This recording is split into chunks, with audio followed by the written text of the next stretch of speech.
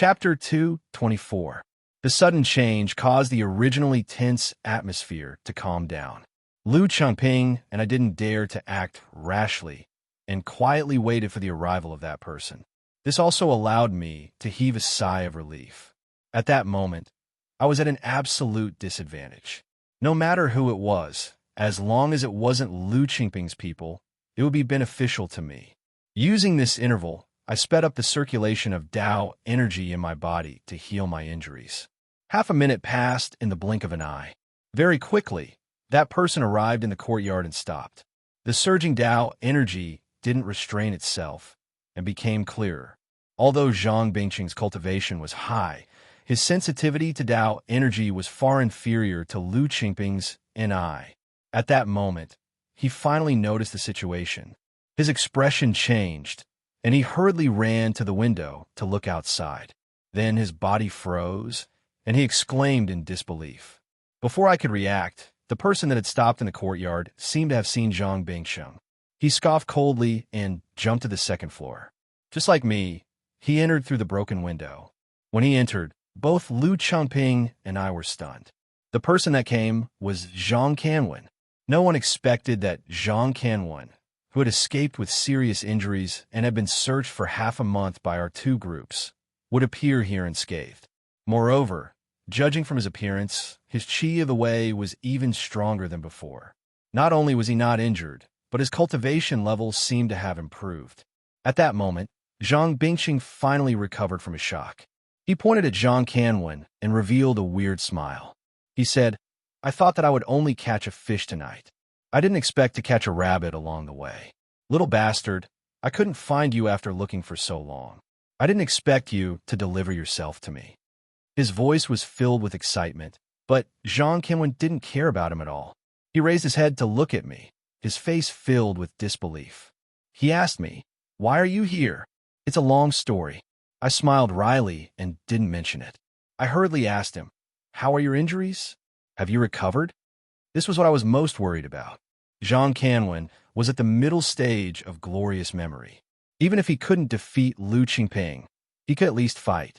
On the plane, I had already exhausted a lot of Lu Qingping.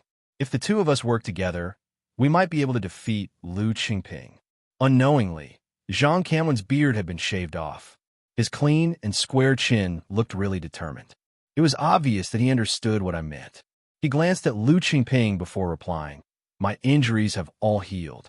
Although this guy is also in the middle stage of glorious memory, he is really strong, even stronger than me. Zhou Yi, I will tell you the details later. Now that the two of us are working together to kill this guy, we will definitely thank you in the future." He probably didn't know what had happened in the past few days. I stood up and nodded. A few days ago, I took back the Yin Yama brush and saved Master Zhao's soul. I already know what happened. Today, I came here with the same purpose as you. Big brother Zhang, you don't need to thank me.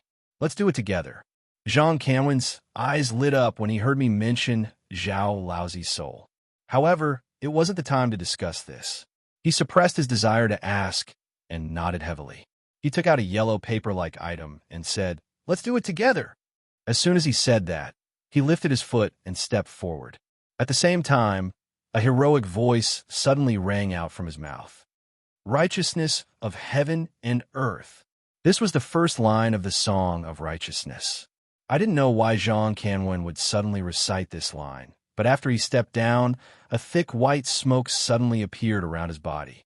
This smoke rose from his body, and in the blink of an eye, it swept through the entire room, forming a gust of wind that rushed towards Lu Qingping. With such a great momentum, I could immediately recognize that Zhang Canwen was also using the footwork aura technique. From the looks of it, it seemed to be even more powerful and ferocious than Lu Qingping's Gangyu's 7 steps. Seizing such a good opportunity, I called out to Tong Tong. Then, I quickly condensed the pure Yangyi fire on my fingertips and threw it at him. At the same time, Tong Tong once again condensed a dark black talisman in his hands. With a flick of his hand, the black talisman instantly approached Lu Qingping's body. After the black talisman, the 2 black silk threads in Tong Tong's hands also followed. As they hovered, They formed a black blade that followed closely behind the black talisman and slashed horizontally at Lu Qingping's neck. In an instant, numerous spells attacked at the same time. Lu Qingping was forced into a panic. He hastily used the footwork aura, forming a yellow light screen in front of him that barely blocked Zhang Canwen's thick smoke. However, after that, his footwork aura screen broke with a kacha sound. At the same time, my pure Yang Yi fire and Tong Tong's black talisman followed. Lu Changping couldn't react in time. There was a loud pung sound from his body. Then, half of his body was ignited in flames while the other half was covered in black ice. It was exactly the same as Lu Zifeng. However, Lu Changping was not Lu Zifeng after all. The flames and the black frost only appeared for a moment before a strong qi of the Wei surged out of his body. It suddenly exploded from the inside out, directly blasting the pure yang hellfire and the black frost away from his body. However, at the same time, he seemed to have been seriously injured. Countless traces of blood seeped out of his tattered clothes at this time. I originally didn't stand a chance against Lu Qingping. The reason why I was able to injure him was mainly because Zhang Canwen's footwork aura had attracted all of his attention, forcing him to use his full power. That was how I found the opportunity to injure him. However, this was not the end of it. The two sharp blades formed by the black silk threads were still following behind. Hidden in the night, they directly slashed at his neck. At that moment, Lu Qingping was at the end of his rope. He forcefully extended his hand to block the attack. In the end, the sharp blade cut off a few of his fingers and continued to slash towards his neck. Just as the blade was about to reach his neck, an extremely bright light suddenly rose from Lu Qingping's chest. It was late at night. Ever since I had snuck in earlier, everything that had happened after had happened in the darkness. At this moment, the extremely bright light suddenly flashed, causing everyone to squint their eyes. After I got used to the light, I raised my head to take a look. The two eerie black blades in Tong Tong's eyes had already disappeared. Lu Qingping's body was wrapped in what seemed to be an enormous cocoon of light. He stood there and stared at me and Zhang Canwen with a dark gaze. At that moment, I had already directed my Tao energy and all of the dark green energy in my body into the yin-yang yama brush. The enormous black, white, and green yin-yang fish rose and spiraled towards Lu Qingping. Strangely, Lu Qingping looked at the yin-yang fish and didn't move at all. He allowed the yin-yang fish to wrap around him. Even though I was only at the acupuncture 9 apertures realm, after adding in the dark green energy, the yin-yang fish's power was even greater than before. Even though it wasn't as strong as Lu Qingping and Zhang Canwen's footwork aura, it definitely posed a threat to those of the glory of consciousness realm. I had originally thought that the circling yin-yang fish would heavily injure him, but who knew that after being wrapped around by the yin-yang fish, the cocoon of light around his body was abnormally hard. No matter how the yin-yang fish tore at him, Lu Qingping stood there without moving at all. I was shocked. Just what kind of magical artifact was his cocoon of light to have such terrifying defensive power? Right at that moment, Zhang Canwen finally made his move again. He took another step forward, and his heroic voice rang out once more. Chaotic bestowal manifold. Following that voice, numerous black, sesame-like particles suddenly appeared in the air.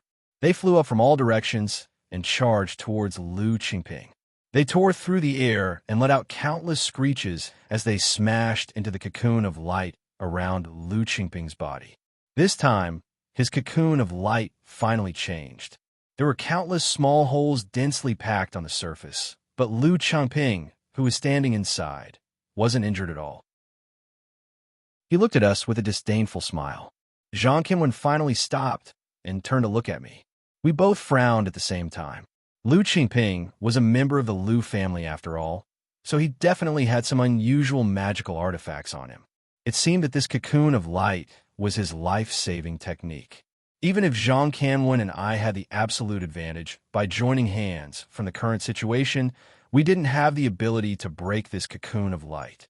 Seeing that we had stopped, Lu Qingping opened his mouth as though he wanted to say something.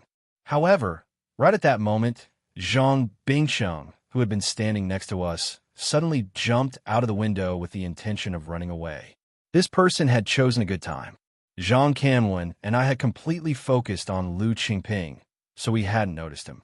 However, it was a pity that Tong Tong had been standing not far from him. After he jumped out of the window, Tong Tong didn't wait for my order. He turned into a ray of light that directly flashed out of the window. He waved his hands. He didn't even follow outside the window, and the black thread in his hands directly captured Zhang Bingsheng. When he returned, his face didn't have the arrogant and resentful expression from before. Instead, he wore a pitiful expression as he begged Zhang Canwen for mercy. Without waiting for him to speak, Zhang Canwen casually waved his hand with an expression of disgust. His qi directly sealed his mouth and nose so that he couldn't make a sound. At that moment, Lu Chengping finally spoke. He didn't have a shred of fear as he stared at Zhang Canwen and said, "Half a month ago, you weren't my opponent. Now, your power has surpassed mine. No wonder Uncle sent me to Meizhou to steal your Wen Shan's inheritance. It seems that your Wen Shan's inheritance isn't ordinary." After saying that, he turned to look at me. He snorted coldly and said, "I miscalculated today, but I've offended the Lu family. We will meet again one day. See you then." After saying that, he slowly stood up. Just like Zhang Bingsheng, he walked to the window and jumped out. This time, Zhang Canwen and I stood there. Neither of us made a move, and we just watched as he escaped. Chapter 225. After Lu Qingping's figure completely disappeared, I shook my head and sighed. I turned to look at Zhang Canwen and briefly told him what had happened since I came to Meizhou. Then, I asked him how he had been spending the past half a month. Zhang Canwen's irrepressible aura suddenly disappeared after Lu Qingping left. His determined face showed signs of exhaustion. He casually sat on the bed and turned on the bedside lamp. Then, he lay back on the pillow. He wasn't in a hurry to speak, but picked up a cigarette from the bedside and lit it. After taking a few puffs, he revealed a tired smile and said, "This month, I stayed in Meizhou. However, I wasn't in the city. I was on the Xinguang Mountain, not far from the city. I didn't do anything other than carefully reading this Song of Righteousness that Master gave me when I was 20. The ancient copy of the Song of Righteousness in my hands was created by the condensed righteousness of my ancestors. It's the best way to hide one's tracks. It's normal that you couldn't find me." His voice was very tired. I didn't quite understand. Just as I was about to ask him again, he spoke again. "Originally, I wanted to give this Song of Righteousness to Shitty. He's talented. He'll be able to develop the inheritance of Mount when better than me. However, after that day, I realized that I was wrong. Master can't cultivate it. I'm the eldest Shixiao. I have to protect Shitty. How can I not be strong? I should have studied this Song of Righteousness a long time ago."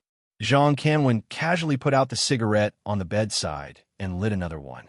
His words were messy, but I understood. In the past, Zhang Wenfei had said that the Yin-Yang Yama brush was originally inherited by Zhang Canwen.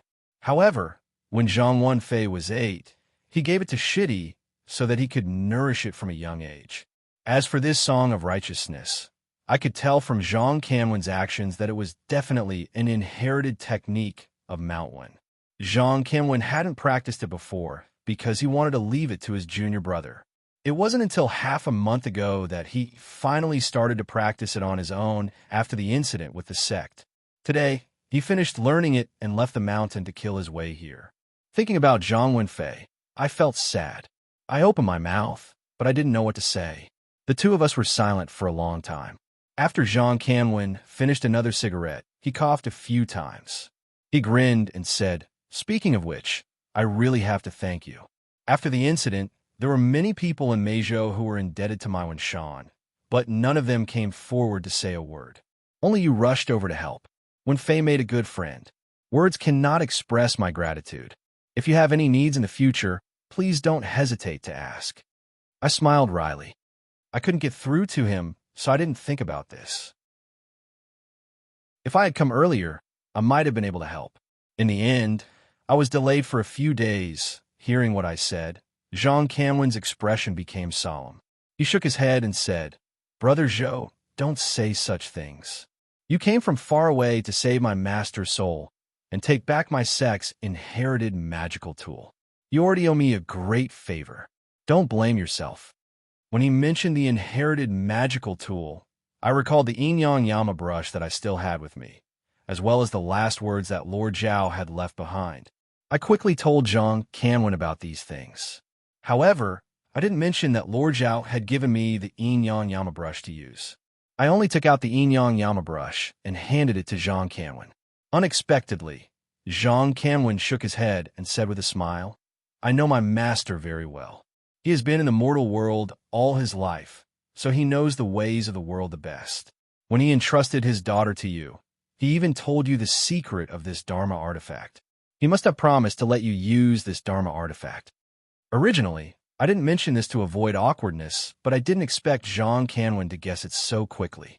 I smiled embarrassedly and said, "Lord Zhao did say that, but he must have been worried that I wouldn't do my best to find you. That's why he made such a promise. You can't take it seriously. Since this is your Mount Wind's magical tool, it's best for you to keep it safe." Zhang Canwen shook his head and lowered his head to look at the yin-yang yama brush.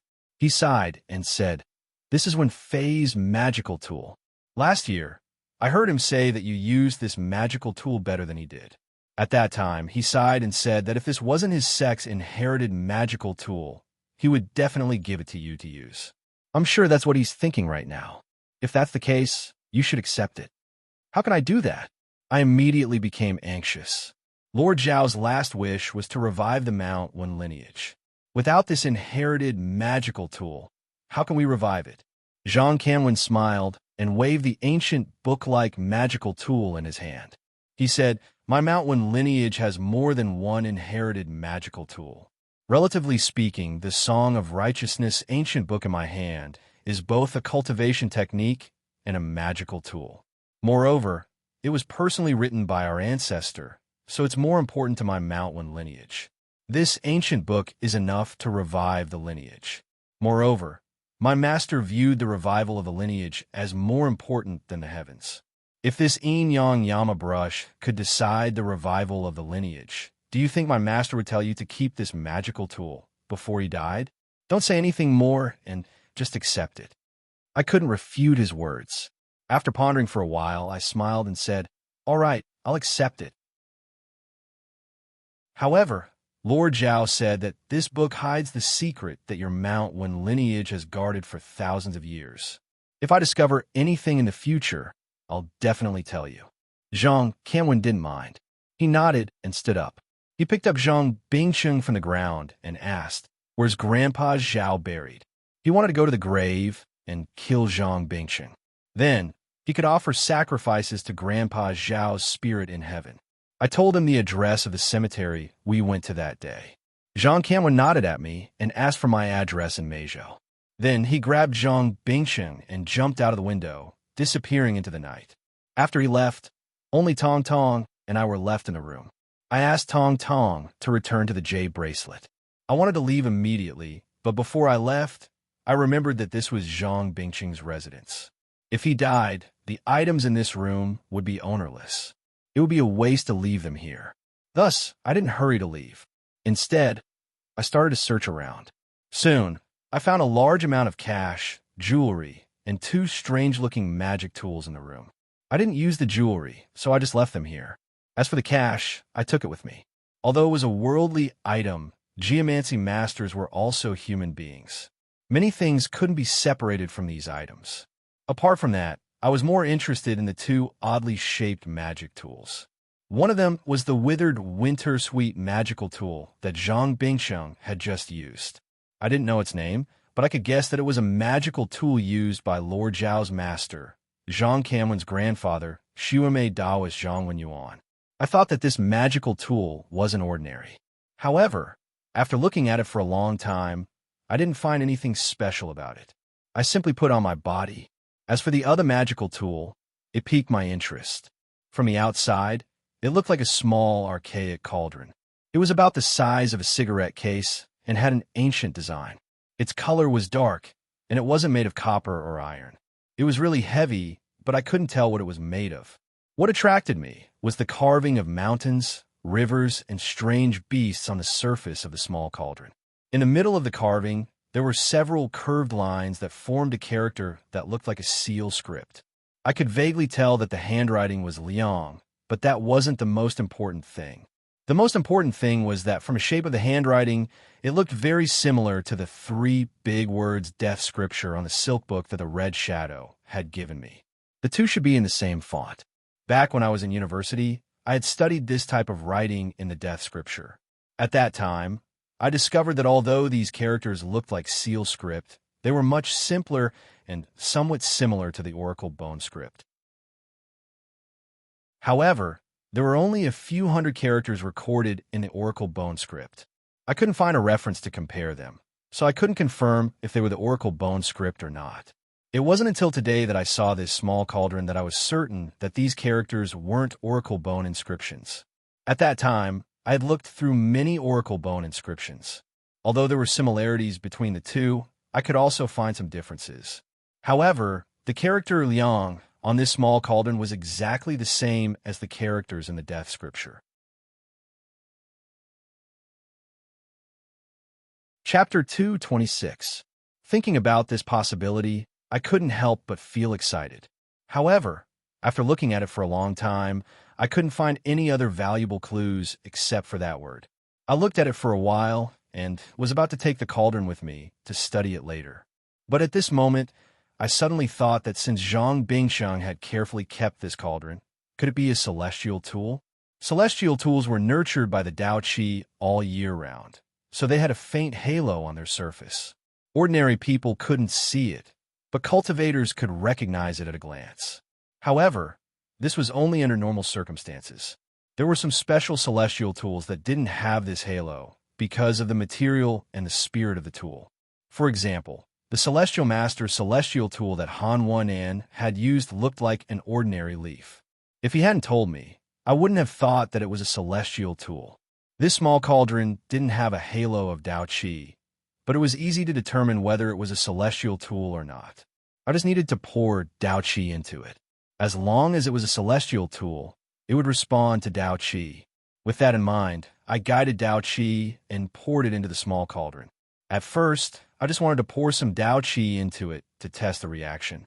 However, as soon as I poured my Tao Qi into it, a strong suction force came from the small cauldron and tore my Tao Qi. It was like the floodgates had been opened, and my Tao Qi poured into the cauldron. I was startled and hurried to control my body, try to retract my Tao Qi. However, the suction force of the small cauldron was terrifying. No matter how hard I tried, I couldn't do anything. I could only watch the Tao Qi in my body disappear crazily.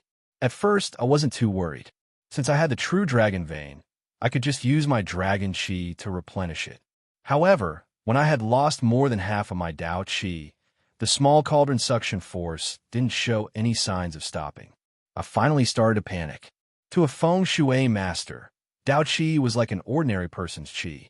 It was okay to use a little Qi, but if one was too tired, it would cause great harm to the body. Moreover, Tao Qi didn't have a fixed value. When one's body was extremely tired, one's spiritual force and lifespan would turn into Qi to continue. In this way, one could even die of exhaustion. Tao Qi is the same. If this small cauldron continues to absorb it, it might even suck me dry. I was so shocked that I didn't have time to think. I quickly grabbed the jade bracelet and started to absorb the dragon energy from it. I quickly converted it into Tao energy to replenish my energy. Just like that, I replenished my Tao energy while madly consuming it.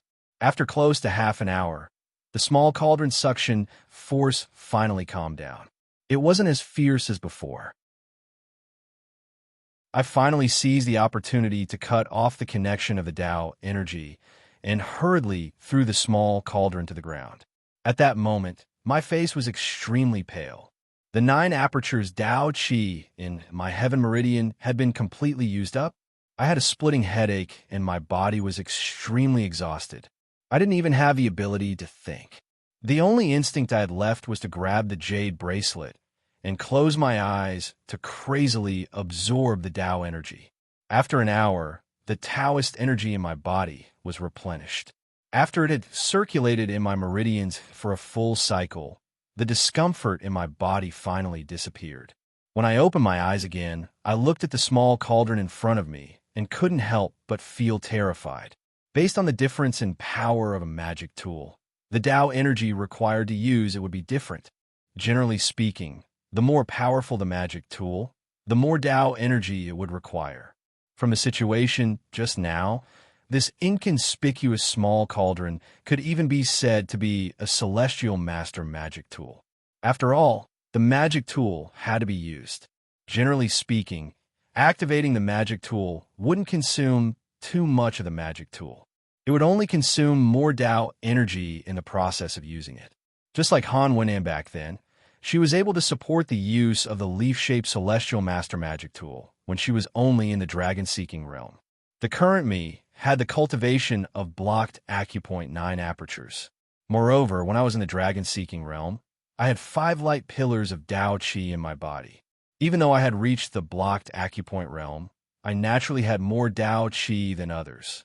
Even so, the amount of Tao Qi required by this small cauldron was still not enough. This was simply unimaginable. Based on the amount of Tao Qi that I had consumed, a normal person in the 1-star glorious knowledge realm wouldn't have that much Tao Qi in their body. They would need to be at least 2 or 3 stars in order to reach that level.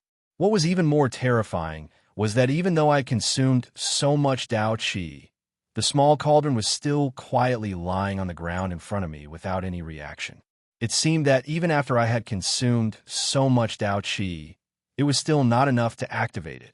I sat there in a daze for a long time before I bent down to pick it up and put it on my body, preparing to study it in the future. No matter what this small cauldron was or what kind of power it had, it wasn't something that I could control at the moment. Speaking of which, it was strange. Zhang Bingsheng was only at the early stage of the One Meridian talent. How could he have such a terrifying thing in his hands?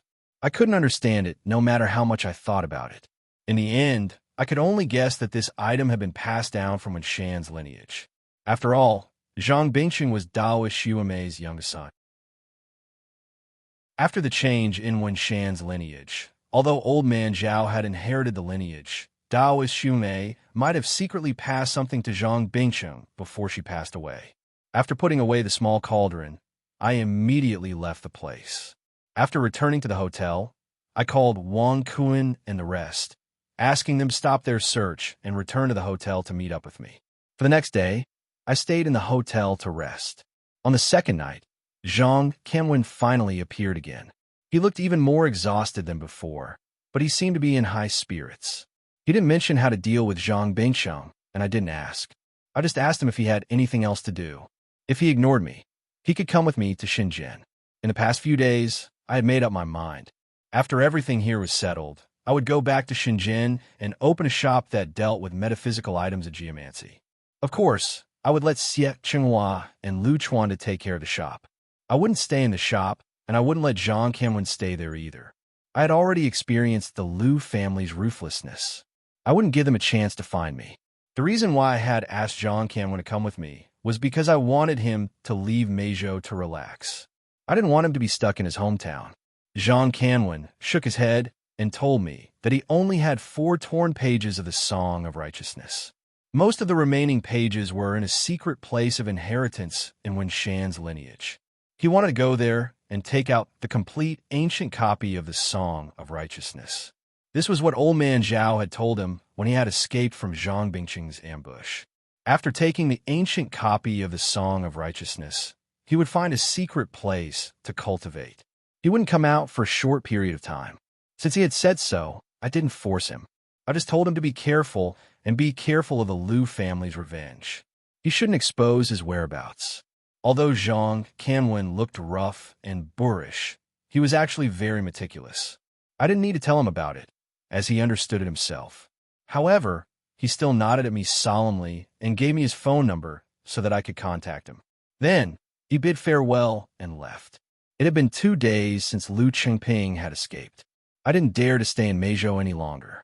I immediately brought Wang Kuan, Xie Chenghua, and the others to leave and return to Shenzhen.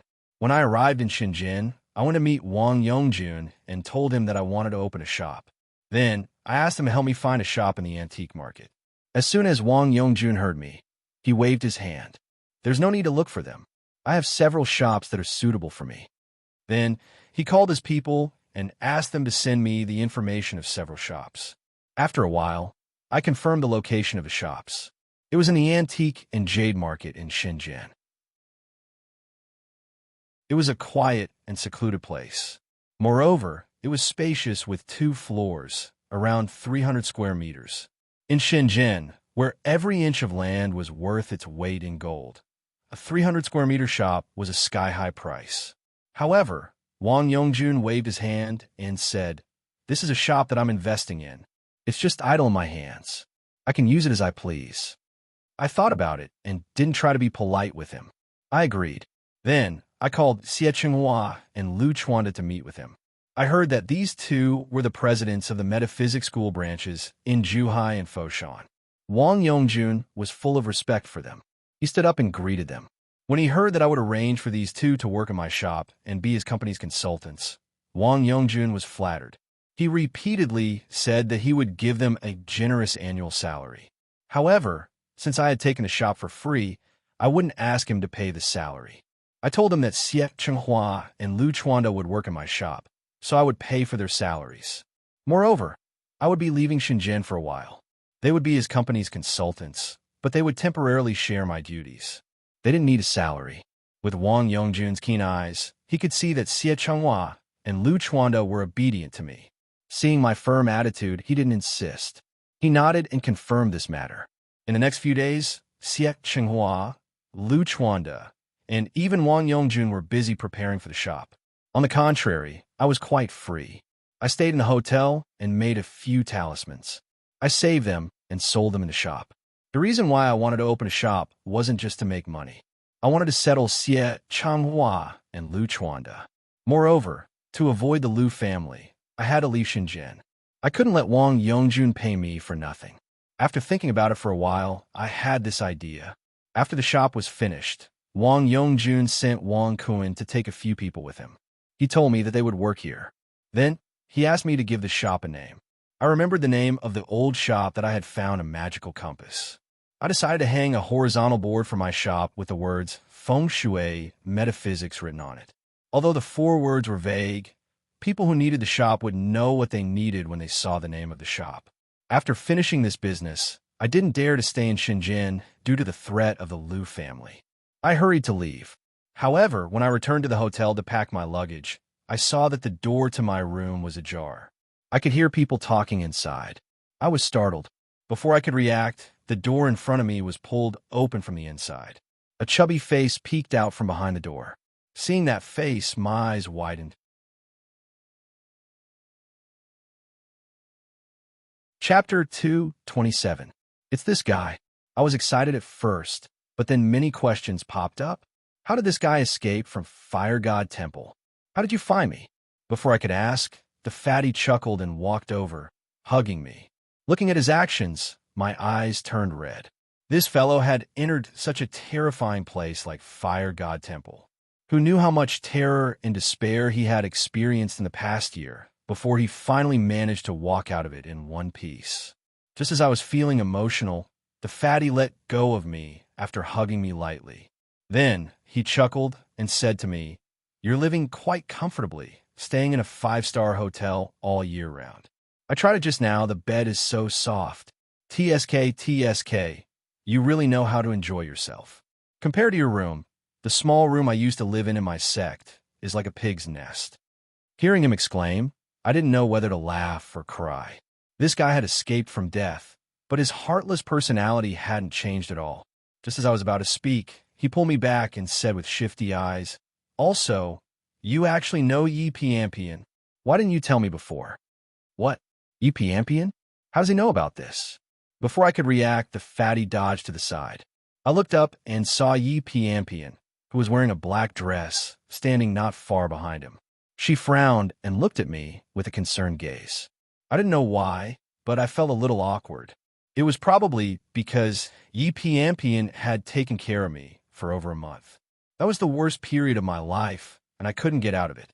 Now that I thought about it, I didn't feel too sad. I just felt awkward, especially when I saw Yepiampian again. However, compared to the awkwardness, I was more confused. Why did the fatty and Yepiampian come to my place at the same time? From the fatty's tone, he seemed to be old friends with Yepiampian. After we walked in and sat down, the fatty told me what had happened during the year we were apart. A year's time was enough for a lot of things to happen, but fatty only said a few words. It was not because he was a man of few words, but because a year's time was only a few days to him. According to him, when Boss Lu detonated the hundreds of kilograms of explosives in the Fire God Temple, the fatty fainted. When he woke up, he was already outside the Fire God Temple. As soon as he opened his eyes, he saw Yepiampian and the people from the Metaphysics Association. He and Yepiampian knew each other. At that time, Yepiampian was about to return. After asking about the situation, she left Shenangjia with him and came all the way to Shenzhen to find me. After hearing that, I couldn't help but open my mouth wide. In this 1 year, the fatty actually just slept in the Fire God Temple and came back directly. No wonder this fellow didn't feel the slightest bit of emotion when he saw me. I thought he was just being simple-minded, but now it seems that I misunderstood him. If I were in his shoes, I definitely wouldn't feel the slightest bit of emotion. Who in their right mind would feel emotional after a nap? We stared at each other for a long time. Then, I asked him how he knew Yepiampian. The fatty said that his teacher, Master Wan, worked in the Taoist Association and was old friends with Grandpa Li. He knew Yepiampian a long time ago. After listening to him, I felt a little emotional. I had known Yepiampian for a long time, but I didn't know that they had such a relationship. After some small talk, I couldn't help but be curious. I turned to ask Yepiampian, what did they find in the Fire God Temple? The strange words that the silver-eyed stone statue told me in the Fire God Temple had been bothering me. Although I didn't know the reason, I always felt that the stone statue had something to do with me. That was why I was especially concerned about the secret of the Fire God Temple. However, after asking, Yepiampian shook her head at me and said, we did open the Fire God Temple according to your method, but after we studied it for a few months, Grandpa asked me to come back first and only brought a few people in the Heavenly Master Realm. While I was about to come back, Lin Hu suddenly came out of the Fire God Temple. After Grandpa and the others asked me about the situation, they asked me to bring him back. Originally, I wanted to bring him back to Kaifeng, but he insisted on coming to find you. I had no choice but to bring him here. After listening to her words, I felt discouraged. The Fire God Temple was still an unknown mystery. It seemed that I could only wait for Grandpa Li to come out and find a chance to ask him. After talking about the current situation for a while, the fatty heard that I was about to leave Shenzhen and invited me to stay with him in Kaifeng for a while. My original plan was to find a place to meditate and cultivate after leaving Shenzhen. After my pressure point realm was completed, I would think of a way to contact Yepiampian and see if I could get enough obsidian stones for me to break through to the glorious knowledge realm. Since the fatty suggestion was perfect, I agreed after thinking for a while. It was already late at night. I contacted the front desk and booked a room next door for Yepiampian. The fatty squeezed in with me to sleep. After Yepiampian left, the fatty walked over with shifty eyes and hammered my shoulder. He said to me in an interrogative tone, "Third baby, you brat, you've always wanted to get rich quietly since you were young. Tell me, when did you hook up with Yepiampian?" I leaned on the bed and glanced at him. I said in annoyance, "Yepiampian is a great beauty. Even if I wanted to hook up with her, I would have to have the ability to do so. Which eye of yours saw me hook up with her?" The fat man curled his lips and said, "Bullsh asterisk T. Yepiampian and I are old acquaintances. I've never seen her talk to any man for more than 5 sentences. Even when she talked to you for such a long time, she didn't talk to me like this. Not to mention the last few sentences she said to explain why she brought me here. It's too obvious that she's trying to hide something." After he said that, I was stunned. Actually, when Yepiampian spoke, I also felt that it was a bit strange. According to Yepiampian's personality in the past, she definitely wouldn't explain so much to me. The topic was a bit awkward, and I didn't know what to say, so I changed the topic. I asked the fatty, "Were you really unconscious in the fire god temple and didn't notice anything?" The fatty glanced at me in disdain. It was obvious that he noticed my intention to change the topic, but he still answered, "Yeah, it was just like sleeping." I closed my eyes and opened them, and a year passed. I was also a bit panicked. I nodded and considered my tone. Then I said, "Fatty, do you remember when you told me that you suspected Uncle Lin was still alive?" The fatty's father's case was very strange, and it was related to the Red Shadow and the underground palace. Even if it was Yi Piampian, I didn't want her to know about it. That's why I didn't mention it in front of her until now. The smile on the fatty's face instantly disappeared. He sat up straight and asked me, "Did you find anything?" I nodded and told him about how I returned to the fire god temple, how I met his father, and how his father tried to go in to save him.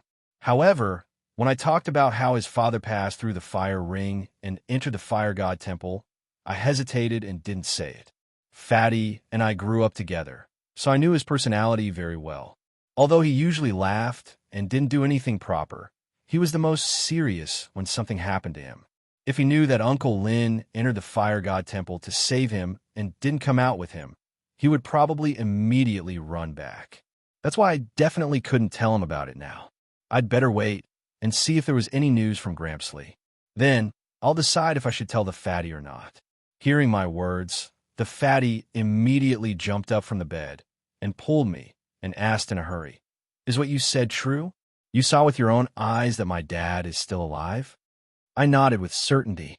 The fatty became even more excited and said, as if he was talking to himself, "He went to the fire god temple to save me, but I came out. Where is he? Senwa. Could it be that he saved me, but didn't come out himself?" Then his expression changed greatly. He got off the bed and scratched his head. "Senwa, why didn't you tell me earlier?" "No, I have to go back and find him." As he said that, he picked up his coat and walked outside. I quickly grabbed him and tried to calm him down. "Don't rush. Uncle Lin just said that. Something happened on my side, so I didn't contact him. I'm not sure if he went or not. But think about it. Uncle Lin is just a corner in our village. Even if he really went there, it would be hard to lure him out of the fire god temple, let alone go in." After my advice, the fatty finally calmed down. He stood there and thought for a while.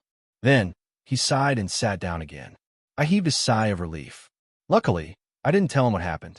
Otherwise, I wouldn't have been able to hold him back. Taking advantage of his hesitation, I tried to calm him down. "Grandpa Lee and the others have already entered the fire god temple. When they come back, we'll go and ask them. Then we'll know what happened inside.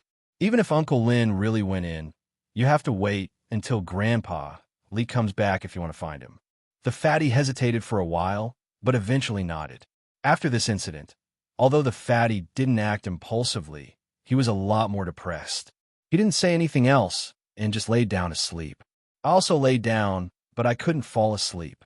I squinted my eyes and recalled the trip to the fire god temple. I suddenly remembered the strange behavior of the woman called by Ling when the fire god temple disappeared in front of my eyes. I couldn't help but ask the fatty if he noticed Bai Ling after he woke up. At that time, the fatty and Bai Ling had a close relationship. When I asked him, he immediately said, "After I woke up, I looked around. Besides himself, I didn't find anyone else." Then he asked me curiously, why did I think of Bai Ling? This time, I didn't hide it from him. I told him about the appearance of the silver-eyed statue after they disappeared, as well as Bai Ling's strange behavior. The fatty opened his eyes wide and was stunned for a long time. Then he said with an incredulous expression, "I didn't know that Bai Ling wasn't a simple person." The two of us discussed this matter for a long time, but we didn't have any clues. In the end, we went to sleep and didn't talk about it anymore. The next day, after I packed my things, I went with the fatty and Yi Piampian.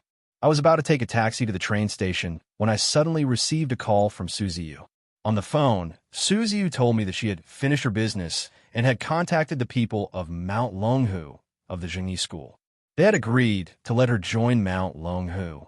At this moment, she was heading to Jiangxi. She said that she wanted to meet me before entering Mount Longhu.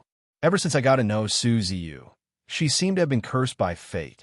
All kinds of misfortune came one after another, and among all the misfortune, part of it was because of Tong Tong, and part of it was because of me. Hearing her pleading tone, I hesitated for a moment before agreeing. Chapter 228. On the way to Jiangxi, the fatty talked to me about Mount Longhu. Earlier, he told me that his teacher was from the Kaifeng school of divination. According to the theory of cultivation, Taoism was divided into many schools. The two biggest ones were Zhengyi and Xuanzhen. The Zhengyi school was led by the celestial master sect of Mount Longhu and focused on the Tao of talismans. The Xuanzhen school belonged to the Danding school and focused on the gold core. In addition to these two major schools, there were also some relatively small schools. The divination school that the fatty belonged to was one of them. The divination school was a Taoist school that focused on divination and divination. It focused on the six senses of wonders and geomancy. It was very different from the Zhengyi school and the Xuanzhen school, but it had a lot in common with feng shui. I guessed it was because of the difference in Taoist philosophy that the fatty had mocked the Zhengyi school along the way. He said that the Taoist priests of Mount Longhu had been involved with the secular world and had long lost their Taoist heart. He also said that their practice of talismans was neglecting the essentials and that it would be difficult for them to achieve enlightenment. I just smiled and didn't say anything. The fatty looked down on the Tao of talismans of Mount Longhu, but I didn't dare to look down on them, let alone the others. The two kinds of talismans I mainly used, the Golden Light Divine Incantation and the Pure Yang Divine Incantation, were both from the Zhengyi school. Mount Longhu led the world of talismans. It was said that Celestial Master Zhang had taught the 8 great Taoist incantations. Moreover, each of the incantations had a corresponding magical tool that was stored on Mount Longhu. Although I didn't know why the Death Scripture had records of the 8 great Taoist incantations, I didn't dare to look down on them after practicing them. However, in terms of power, the Golden Light Divine Incantation and the Pure Yang Divine Incantation were my main cultivation methods. They were also my main reliance in battles. Furthermore, among these 8 great mantras, with my current sealed acupoint 9 acupoints cultivation, I can only barely use 2 of them. Of the remaining 6 types of calligraphy, one of them is the 3 pure mantra that can be practiced by those in the glorious memory realm. Other than that, the remaining 5 mantras can only be studied and practiced by those in the heavenly master realm. Since only the celestial master realm cultivators were qualified to practice the incantations, one could easily imagine their power. That was not the most important thing. The most important thing was another name for the righteous sect, the sage sect. On Mount Longhu, every generation sect leader was known as the celestial master. They had flourished for 2,000 years without declining. Moreover, Mount Longhu in Jiangxi and Tsiubu in Shandong were known as the 2 holy lands. They had always been known as Zhang in the south and Kong in the north. It was clear how rich their heritage was. However, there was nothing wrong with the first point that the fatty complained about. The Celestial Master sect had always been conferred by the imperial court and led the Taoist sects in the world. They were indeed very close to the secular world. The reason why they had the title of Zhang in the south and Kong in the north was inseparable from this. Even now, the Taoist sect's way of doing things had not changed. The current Taoist master of the Taoist Association and the director of the State Religious Affairs Administration had almost always been the Taoist master of the Taoist sect. Moreover, Mount Longhu had long been open to the public as a scenic spot. It was the intangible cultural heritage of the world's Danxiao landform, and it was also a national 5A scenic spot. Take Su Ziyu's conversion as an example. If it were another Taoist sect, she wouldn't have been able to do it so smoothly. However, Su Ziyu had just contacted the Celestial Master sect for a while, and they had quickly agreed. Su Ziyu was a star from a talent show, and she had the support of Kumanthong. Her path to stardom had been smooth, and she could be considered a top B-list star in the country. Of course, the Celestial Master sect was happy to see such a public figure convert. It was good for the Celestial Master sect to promote their reputation. We chatted along the way, and the day passed quickly. In the evening, we finally arrived at Ing Tan City. Mount Longhu was located in Guishi City, which was under the jurisdiction of Ing Tan City. However, Suziu's conversion ceremony was tomorrow, so we weren't in a hurry. We stayed in Ing Tan City that night. Mount Longhu was a famous place in Ing Tan City. That was why the Taoist culture flourished here. Even the hotel we stayed in had many talismans hanging on the wall. However, I took a quick glance and found that none of them had Taoist energy fluctuations. I guess they were all fakes. However, the moment I moved my eyes away, I saw 2 talismans with faint yang energy, which made the entire lobby brighter and warmer. Although this weak yang qi had an effect on those ghosts with cultivation, it still had a great restraining effect on ordinary Yin souls. Ordinary Yin souls could not even get close to this hotel. This was the difference between Taoist and Feng Shui. From the perspective of talismans, Taoist was much easier to learn than Feng Shui. At the very least, Feng Shui masters had to reach the Earth Master realm to make talismans. However, Taoist masters were different. Even Taoists who had just started could make effective talismans, such as the 2 talismans I was looking at. Of course, the power of the talismans made by Taoist masters was different. After thinking for a while, I understood the reason. Taoist masters had a long history, and their foundation was much deeper than Feng Shui. Their strong foundation created the diversity of Taoist masters. Although Feng Shui was widely spread, it couldn't be compared to Taoist masters. Moreover, Feng Shui was too complicated. Most of the Feng Shui masters who had just started studying physiognomy, and those who could learn about talismans had reached a profound realm. That was why there was such a difference. Seeing me staring at the talismans, the receptionist at the front desk of the hotel enthusiastically tried to sell me some talismans. "We sell talismans here, and if I'm interested, I can buy them." After hearing this, the fatty and I exchanged looks. Yipiampian couldn't help but smile, which made the receptionist look puzzled. I wanted to find some introductory Taoist talismans to study. However, after seeing the talismans the receptionist had given me, I found that they were all scribbles. I had no choice but to give up. Nothing happened that night. Early the next morning, I received a call from Suziu. She told me that her conversion ceremony would be held at noon. She asked me to go to Mount Longhu as soon as possible. She wanted to see me before her conversion. I calculated the time and found that I could make it. After breakfast, I took a taxi and headed to Mount Longhu. After arriving at Mount Longhu, I found that I was too naive. Mount Longhu occupied a large area, and Mount Tianmen, where the Celestial Master sect was located, was quite far from Mount Longhu's scenic area. Moreover, cars weren't allowed to enter the scenic area, and there was a speed limit as well. I hurried. When I reached Shanqing Ancient Town, it was already noon.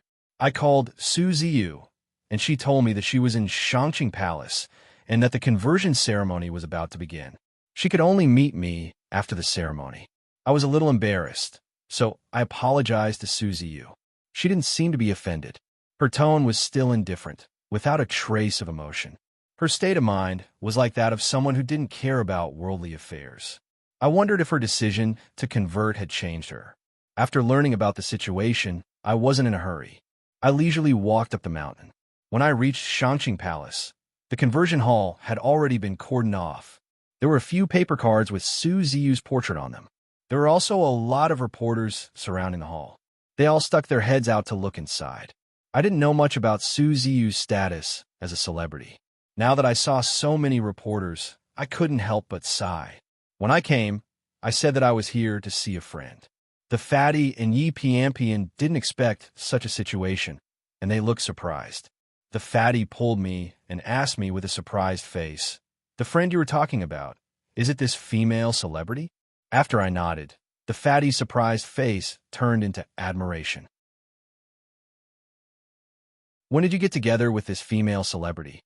This guy was full of nonsense. I couldn't help but kick him. After I explained that I was Suziu's classmate, he winked at me and whispered, "Yipiampian is here, so you can't say much. I understand, but you have to tell me the details later." Then he saw that I couldn't help but want to kick him again, so he laughed and jumped to the side. Yi Piampian didn't react. Her face was the same as before. She didn't say a word, and she looked as cold as ever. At this moment, someone in the group of reporters shouted, signaling the start of the conversion ceremony. Immediately, the people standing outside also squeezed toward the entrance. Yi Piampian and I didn't move. Only the fatty followed the crowd with a curious face. Although he was as fat as he was when he was young, he was still at the Earthmaster realm. He squeezed the front quickly and even waved at me, asking me to hurry over. I didn't move, but Yi Piampian suddenly said coldly, "Let's go." Then, she didn't wait for me to reply and directly squeezed into the crowd to stand next to the fatty. I was dumbfounded. With Yi Piampian's cold and arrogant personality, she wouldn't be curious about this kind of thing. Her action was really strange. At this moment, if I continued to stand still, it would seem a bit pretentious. Helpless, I could only squeeze in. When I reached the entrance, I finally saw Su Ziyu. She was kneeling on a praying mat, kowtowing to the three pure ones, Zhang Ling, Zhang Heng, and Zhang Lu. Next to her was an old Taoist wearing a black and yellow Taoist robe. He was chanting and presiding over the conversion ceremony. I took a closer look. This old Taoist didn't seem ordinary. His body was filled with Taoist energy, and his strength was at the glory of consciousness realm. It seemed that the Celestial Master sect didn't lie to Su Ziyu.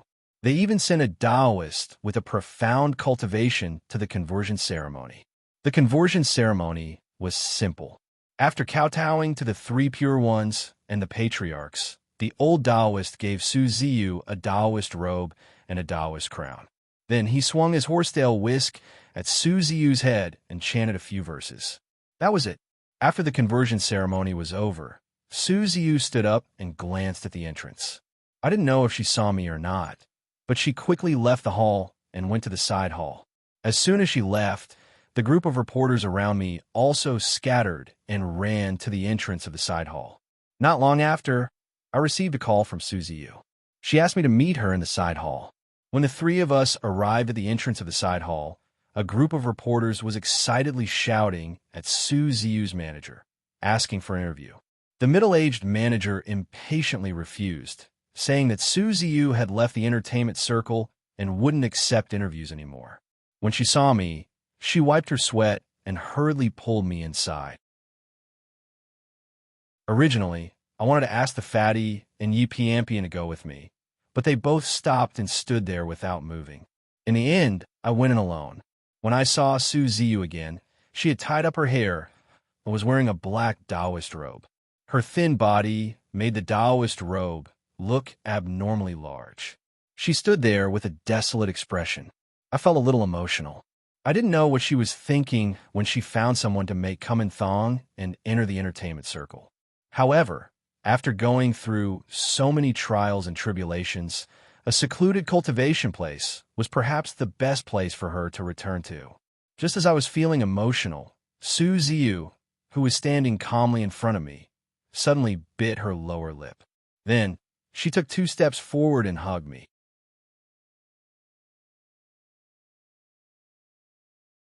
Chapter 229. I stood there stiffly, not knowing where to put my hands. Feng Shui masters couldn't resist human desires, but I didn't have much experience with relationships. I stood there and listened to Su Ziyu's soft sobs, not knowing what to do. After standing there for 3 minutes, Su Ziyu's sobs slowly disappeared. She rubbed her swollen eyes, got out of my arms, and stood up straight. I didn't know if I didn't see it clearly, but Su Ziyu, who came from the entertainment circle, had 2 red clouds on her face. She lowered her head and said to me in a low voice, Senior Brother Zhou, I was too rude just now. Senior Brother Zhou, please don't take it to heart. I smiled bitterly, not knowing what to say. Su Ziyu's head was still lowered, and I couldn't see her expression. After a moment of silence, she said, Since university, Senior Brother Zhou has helped me many times until now. I can't thank you enough, and I can't repay you.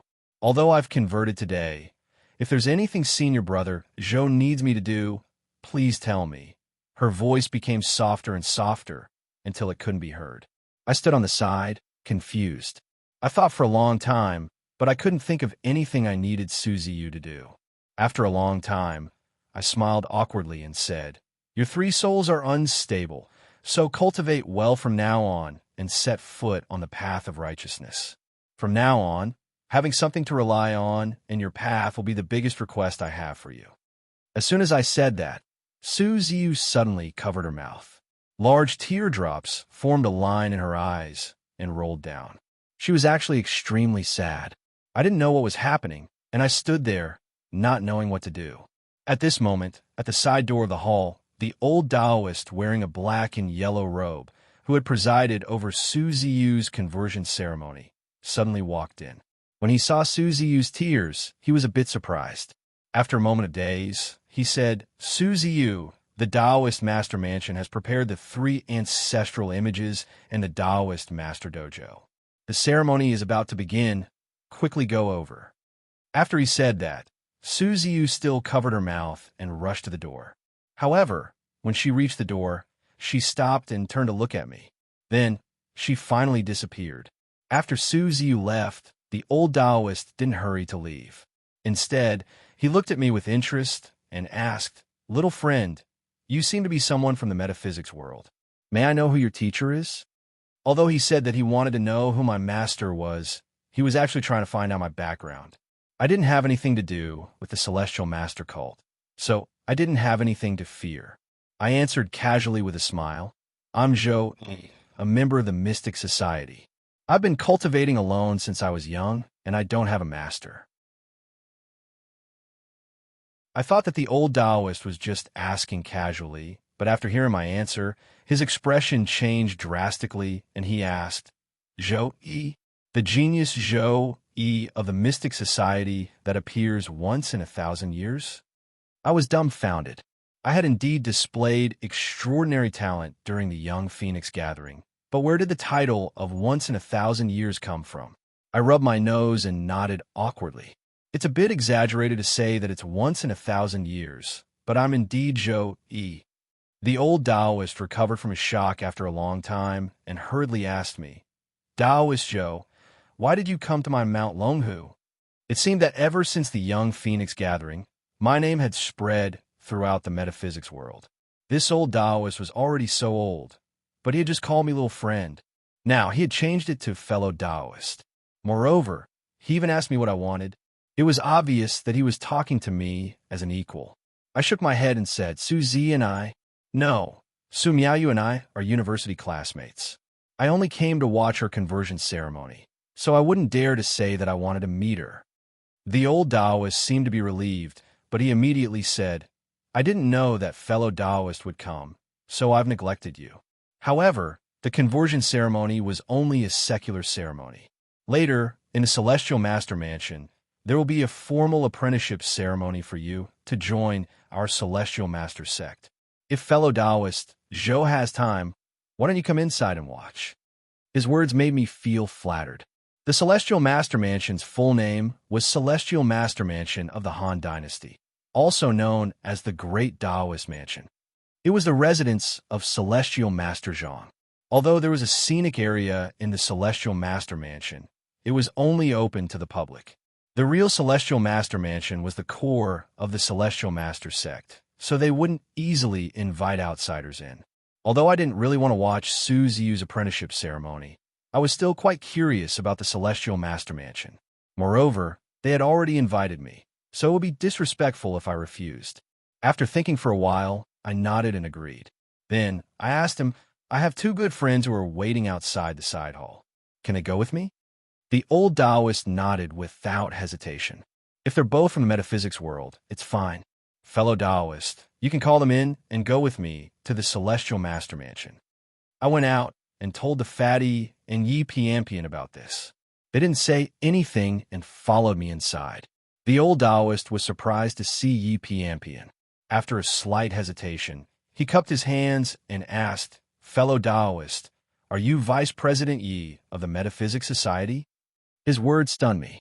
However, Yi Piampian had obviously heard this kind of address many times, so her expression didn't change. She asked coldly, "Do you know me?" The old Taoist nodded and became even more respectful. He said, I met you once when Vice President Yi visited the Celestial Master Mansion a year ago. Yi Piampian nodded and didn't say anything. She seemed to be accustomed to the old Taoist's respectful attitude. While I was with Yi Piampian, I didn't know her identity directly. But in fact, she was the vice president of the Metaphysics Society. Celestial Master Zhang had always been the president of the Taoist Association, so he was of the same generation as the president of the Metaphysics Society. Vice President Yi Piampian's position was equivalent to the vice hierarch of the Celestial Master's sect, so it was normal for the old Taoist to be respectful. After exchanging greetings, the old Taoist led the way, and the three of us left through the side door of the side hall. We went around to the back door of Shanqing Palace and went all the way to the Celestial Master Mansion. The Celestial Master Mansion occupied a large area, and it wasn't inferior to the Shanqing Palace. However, there wasn't anything luxurious at the entrance. There was only an ordinary plain plaque with the words Celestial Master Mansion of Sihan written on it. The Celestial Master's Mansion used to be the residence of Celestial Master Zhang. I thought there would be very few Taoists there, but I didn't expect that after I entered the gate, the halls on both sides of the road were full of Taoists who were giving lectures. After asking the old Taoist, I learned that the current Celestial Master's Mansion was no longer just the Celestial Master's residence. It had become the place where the core members of the Celestial Master sect lived, which was equivalent to the mountain gate of the Celestial Master sect. As for the Taoists in Shanqing Palace, they were just the outer disciples of the Celestial Master sect. Moreover, although those places were called the Taoist field of the Celestial Master sect, they were actually just scenic spots. Soon, we arrived outside the hall, where Su Ziyu was going to be accepted as a disciple. The Taoist wanted to take us in, but I hesitated when I recalled Su Ziyu's sobbing behavior. Becoming a disciple is an important ceremony of the Celestial Master sect. As outsiders, it's not convenient for us to enter, so we can just do the ceremony outside the hall. The old Taoist saw that I had made my decision and didn't force us. He just told us not to walk around and hurried into the hall. After he left, the fat guy looked around with interest and said with emotion, "The Celestial Master sect is so famous. I wonder if we can see Celestial Master Zhang today." Yi Piampian shook her head. Celestial Master Zhang usually lives in the capital and rarely returns to Mount Longhu. If you want to see him, you have to go to the capital. Celestial Master Zhang usually lives in the capital? I think it's because he's the president of the Taoist Association. While talking, the three of us walked around and enjoyed the scenery of the Celestial Master Mansion. Not long after, many people hurried into the hall in front of us. As everyone chanted the Taoist name in unison, Su Ziyu's disciple ceremony officially began. The old Taoist was right. Compared to the previous conversion ceremony, the disciple ceremony was much more complicated. There were so many procedures that I was dazzled by. Su Ziyu was kneeling on the praying mat in the center of the hall. Her face was calm and peaceful, and there was no sign of her previous sadness. It seemed that choosing to do the ceremony outside the hall was the right thing to do. If I went in and was seen by her, she wouldn't be so calm right now. While the three of us were watching the ceremony, several Taoist priests wearing the same black and yellow Taoist robes hurried over. The leader was a middle-aged man with a pale face and no beard. When he saw me, he immediately asked, "Are you Zhou Yi?" His words were a bit rude, and I couldn't help but frown. I raised my head and looked at him. This person seemed to be a Taoist priest in the glorious knowledge realm.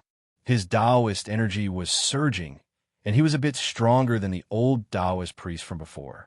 Seeing that I didn't reply, the fat Taoist priest became even more impatient and said, "I heard that you use 2 of the 8 great Taoist mantras, the Golden Light Mantra and the Pure Yang Mantra. These 2 mantras have always been the secrets of our Celestial Master sect. I wonder where you learned them? Or did you steal them from our Celestial Master sect?"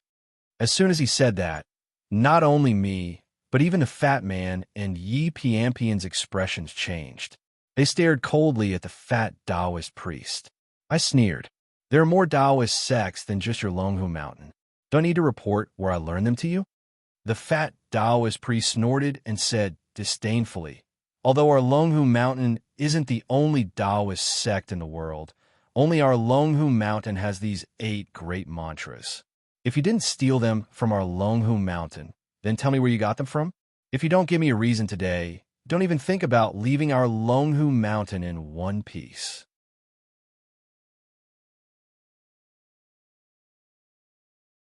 Chapter 230. At this moment, I understood why the old Taoist priest was so shocked after hearing my name. No wonder he invited me to the Celestial Master Mansion. It wasn't because of his respect for my identity, but because he wanted to calm me down so that he could report to his superiors. I had a good impression of this old Taoist priest. The fat Taoist priest's words seemed to be correct.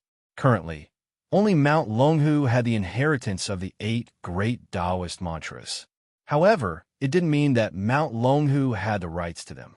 It was said that the 8 great Taoist mantras were passed down by the 3 pure Taoist ancestors. Mount Longhu was the place where the 3 pure Taoist ancestors passed down their inheritance. But which one in this world didn't have the inheritance of the 3 pure Taoist ancestors? I coldly looked at the fat Taoist priest and raised my voice. The 8 great Taoist mantras were passed down by the 3 pure Taoist ancestors. It's true that Mount Longhu has the inheritance, but just because you have the inheritance of the 3 pure Taoist ancestors, you forbid others from receiving the inheritance of the 3 pure Taoist ancestors? What kind of logic is that? The fat Taoist priest acted as if it was only natural and said with a mocking tone, "Of course, our Mount Longhu doesn't forbid others from receiving the inheritance of the 3 pure Taoist ancestors. However, we forbid those who aren't from our sect from receiving the inheritance of the 3 pure Taoist ancestors. Moreover, only our Mount Longhu has the inheritance of the 8 great Taoist ancestors. Where did you get them? Don't tell me that the 3 pure Taoist ancestors personally passed them down to you." I shook my head. Of course, I don't have that kind of fortune. I saw these 2 divine Taoist ancestors in an ancient book. Then, I studied them and gradually understood them. Ancient book? The fat Taoist priest's tone was still full of mockery. Then, show us the ancient book you mentioned. I'm afraid it's not an ancient book from Mount Longhu. My expression darkened. This fat Taoist's words had gone too far. Who in this world would allow someone to show their inheritance to outsiders? Before I could say anything, the fat Taoist on the side spoke first. He smiled mockingly and said to the fat Taoist, "Then why is your Longhu Mountain always talking about the 8 great divine incantations and the mighty scripture of the righteous alliance? They are all inheritances of your Longhu Mountain. Why don't you show us the righteous one and the supreme mystery scripture?" "Who are you?" The fat Taoist priest's face darkened. He gloomily turned around and glared at the fat Taoist priest. The fatty wanted to say something, but I reached out and pulled him back. After all, we were on Mount Longhu. It was better to be cautious. After stopping the fat man, I looked at the fat Taoist and said, "I have indeed seen these 2 incantations from other ancient books. Moreover, I can guarantee that those ancient books have nothing to do with your Dragon Tiger Mountain's inheritance. If you don't believe me, I can swear on my Tao heart. The Tao heart oath was made with the blood of one's heart and the soul of one's middle finger as a guide. Once the oath was made, if one were to do anything out of the ordinary, their Tao heart would collapse. Although it wouldn't be fatal, their cultivation realm would never be able to advance for the rest of their lives. With my age and talent, a Tao heart oath is already enough to guarantee that I'm not lying. By saying this much, I'd already crossed my bottom line. Unexpectedly, the fat Taoist sneered again. "Swear on your Tao heart. This matter concerns the orthodoxy of Mount Longhu. What does your Tao heart count for?" As soon as he finished speaking, I suddenly raised my head and stared at him. I sternly asked, "What does my Tao heart count for?" I have the talent of the top 4 meridians. In the metaphysics world, I'm a genius that only appears once in 1,000 years. If you have even the slightest understanding of metaphysics, you should know what this means. The fat Taoist was stunned for a moment. Then, he seemed to become angry out of humiliation. He waved his sleeve and said angrily, "I don't care who you are. Today, Unless you destroy your own cultivation and hand over the ancient books you mentioned, you can't leave the mountain. Otherwise, you will have to stay in the Celestial Master Mansion for a few days and wait for me to report to the Celestial Master before making a decision. Destroy my own cultivation? Hand over the ancient books? I even put away the sneer on my face and silently began to mobilize my Tao Chi. From the fat Taoist tone, the Celestial Master sect was obviously not going to let this go. At this moment, Yi Pianpian, who had been standing silently to the side, suddenly opened her mouth and asked the fat Taoist coldly, "What's your name? What position do you hold in the Celestial Master sect?" The fat Taoist was stunned by her condescending words. After looking Yi Pianpian up and down, he asked angrily, "And who are you? How can a little girl like you ask for my name?" Yi Pianpian didn't speak at all. She just stood there and continued to look at him coldly. At this moment, the old Taoist who had brought us here first hurriedly stood up and went to the fat Taoist's side, whispering to him about Yi Pianpian's identity. The anger on the fat Taoist's face immediately dissipated. After a long silence, he reluctantly opened his mouth and said to Yi Pianpian, "I'm Chen Yangting, temporarily the Hall Master of the Xian Altar Hall of the Celestial Master Mansion. The Xian Altar Hall is in charge of all the external affairs of the Celestial Master Mansion. The loss of the incantation to an outsider is our duty." Vice President Yi, please don't blame us. There were two halls in the Celestial Master Mansion. The Xian Altar Hall was in charge of all external affairs, while the real Martial Hall was in charge of all internal affairs. In terms of status, the Hall Master of the Xian Altar Hall, Chen Yangting, was inferior to Yi Pianpian, so he had to speak politely. He was polite, but Yi Pianpian wasn't polite at all. She continued, "According to Hall Master Chen, the affairs of the Metaphysic Society are also considered the external affairs of the Celestial Master Mansion and are under the jurisdiction of the Xian Altar Hall." Her words were so harsh that even Celestial Master Zhang wouldn't dare to nod and admit it. Chen Yangting's expression changed, but he finally shook his head and said, "I don't dare." Yi Pianpian continued unceremoniously, "Since you don't dare, why do you care about the affairs of the Metaphysic Society?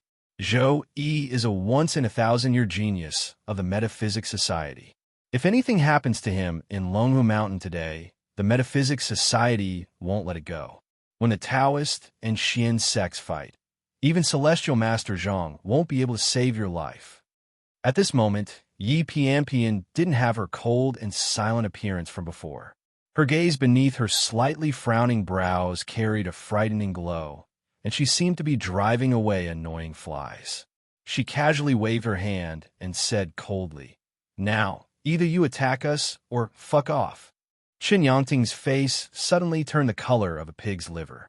He was so angry that his whole body seemed to be trembling, but he couldn't say a word. After standing there for a long time, he squeezed out 3 words through his teeth, "Let's go." After saying that, he lifted his foot and left, and the people behind him also followed him. Even now, I still felt like I was dreaming. The arrogant and despotic fat Taoist, who looked as if he wanted to kill me, had been sent away by Yi Pianpian with just a few words. He could only leave, feeling wronged. After they left, Yi Pianpian's arrogant expression disappeared, and she resumed her cold and silent appearance. She pointed in the direction of the Celestial Master's mansion and left first. The fat man and I didn't dare to stay any longer.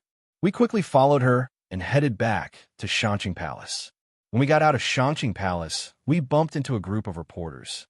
They were the same group that had surrounded Su Ziyu and tried to interview her. We wanted to walk around them, but who knew that the reporters would directly charge at me and surround me? In an instant, countless questions were thrown at me. "Mister, what's your name? What's your relationship with Su Ziyu? Why did she let you in to talk? Su Ziyu became a monk. Did she sever all her emotions because of you?" Su Ziyu is recognized as a pure and innocent girl in the entertainment circle. May I ask when you started dating her? A series of questions came from the reporters' mouths, which made me feel dizzy. Never would I have thought that these reporters would be able to link so many things to me in an instant just because they saw me entering the side chamber. I waved my hand, indicating that I didn't want to be interviewed. Then, I prepared to squeeze through the crowd. However, when the reporters saw that I wanted to leave, they tightened their encirclement. It seemed they didn't want to let me go. I was a little annoyed. I guided a small flow of Tao energy to cover my entire body. Then, I continued to squeeze through the crowd. The reporters couldn't squeeze through, so they could only watch me squeeze through the crowd. Together with the Fat Man and Yi Piampian, we left Mount Tianmen and headed to the outside of Mount Longhu. By the time we got out of Mount Longhu, it was getting late. The Fat Man suggested that we find a place to stay in Guishi City for the night and leave tomorrow morning. At first, Yi Piampian and I agreed. However, after a few steps, Yi Piampian suddenly frowned and said to us, "We don't need to stay here tonight. Let's find a car and leave." The Fat Man and I were surprised. Before we could ask, Yi Piampian turned to look behind us and said with a serious face, "Someone's following us. Someone's following us." After what happened in the Celestial Master's mansion, we didn't need to guess who was following us. It was definitely someone from Mount Longhu.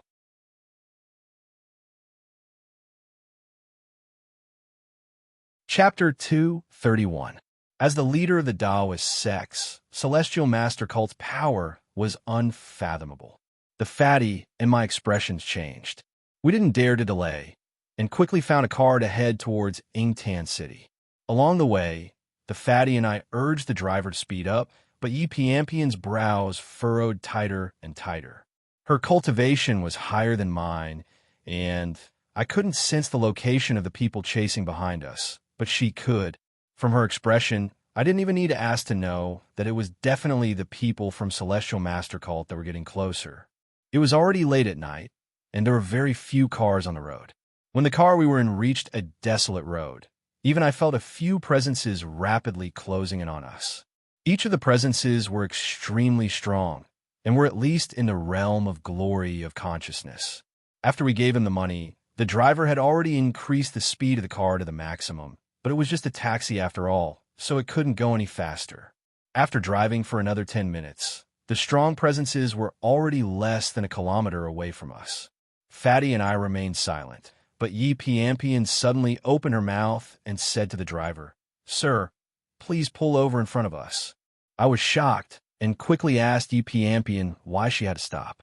Before she could speak, the driver was obedient and immediately braked, stopping by the side of the road. He probably saw that something was wrong from our conversation and expressions. Yi Piampian directly pushed open the car door and walked out.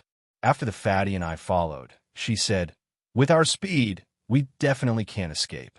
Why don't we get off and prepare, so as to not hurt the innocent?" Hearing what she said, the fatty and I remained silent. She said prepare, but in reality, the kilometer of road was covered in the blink of an eye.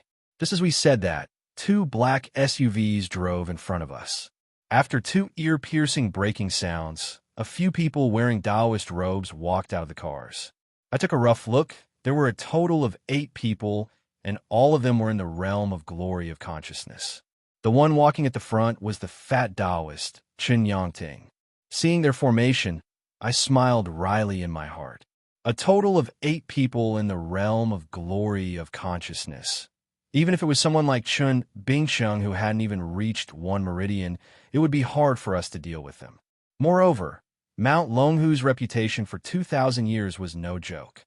Among these people, the one with the lowest cultivation was probably much more powerful than Chun Bingsheng. There was also Chen Yangting. He was the master of the mysterious altar hall of the Taoist master mansion, and his strength was at least on par with Yi Piampian's.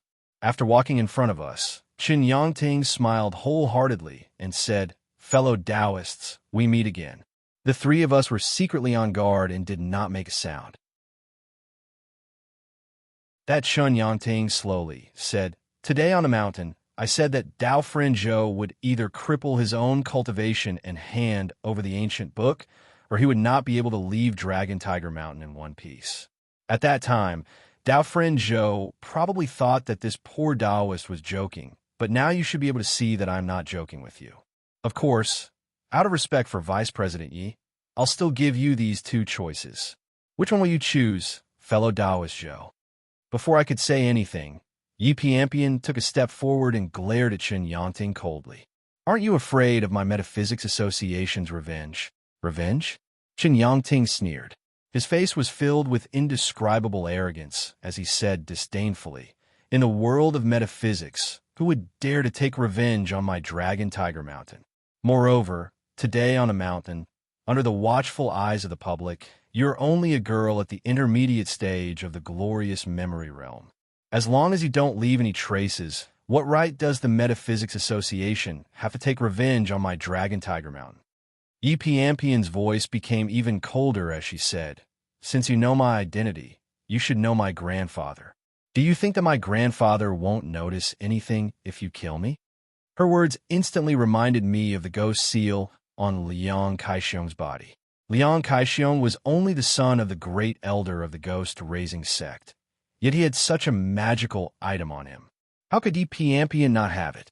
Thinking of this, I immediately relaxed. No matter how arrogant Chen Yangting was, he should still be wary of Grandfather Li's prestige, right? Who would have thought that Chen Yangting's mocking expression would become even thicker after hearing this? He sneered and said, It's just some items that are related to the soul. Do you think that my Dragon Tiger Mountain doesn't have a way to deal with it? Moreover, I can't bear to kill such a delicate little beauty like you. I just want to capture you alive. I can assure you that once you enter my Dragon Tiger Mountain, Grandfather Li of the Metaphysics Association won't be able to find your whereabouts no matter how powerful he is. Yi Piampian's expression became even colder. She stood there without saying anything. Her entire body had turned into a piece of thousand-year-old mysterious ice. I felt gloomy. Although Chen Yangting's words were vague, the perverted smile on his face was obvious. Of course, I understood what he meant. I couldn't help but hesitate. Yi Piampian had helped me before. How could I bear to see her suffer such a calamity because of me? However, before I could make a decision, an emerald green bamboo flute about a foot long appeared in Yi Piampian's hand. She casually waved it in front of her. Air flowed through the holes of the flute, creating a muffled sound that spread far into the night sky. It sounded like the whimpering of ghosts. It was very horrifying. Along with this sound, the tip of the bamboo flute suddenly emitted an emerald green energy, forming a green net in the air that directly covered Chen Yangting. Chen Yangting reacted quickly. The moment Yi Piampian's bamboo flute appeared, he shot out 2 talismans in his hand, creating a golden wall in the air that directly blocked Yi Piampian's green net. At the same time, he chanted an incantation and took out a standard peachwood sword magic tool.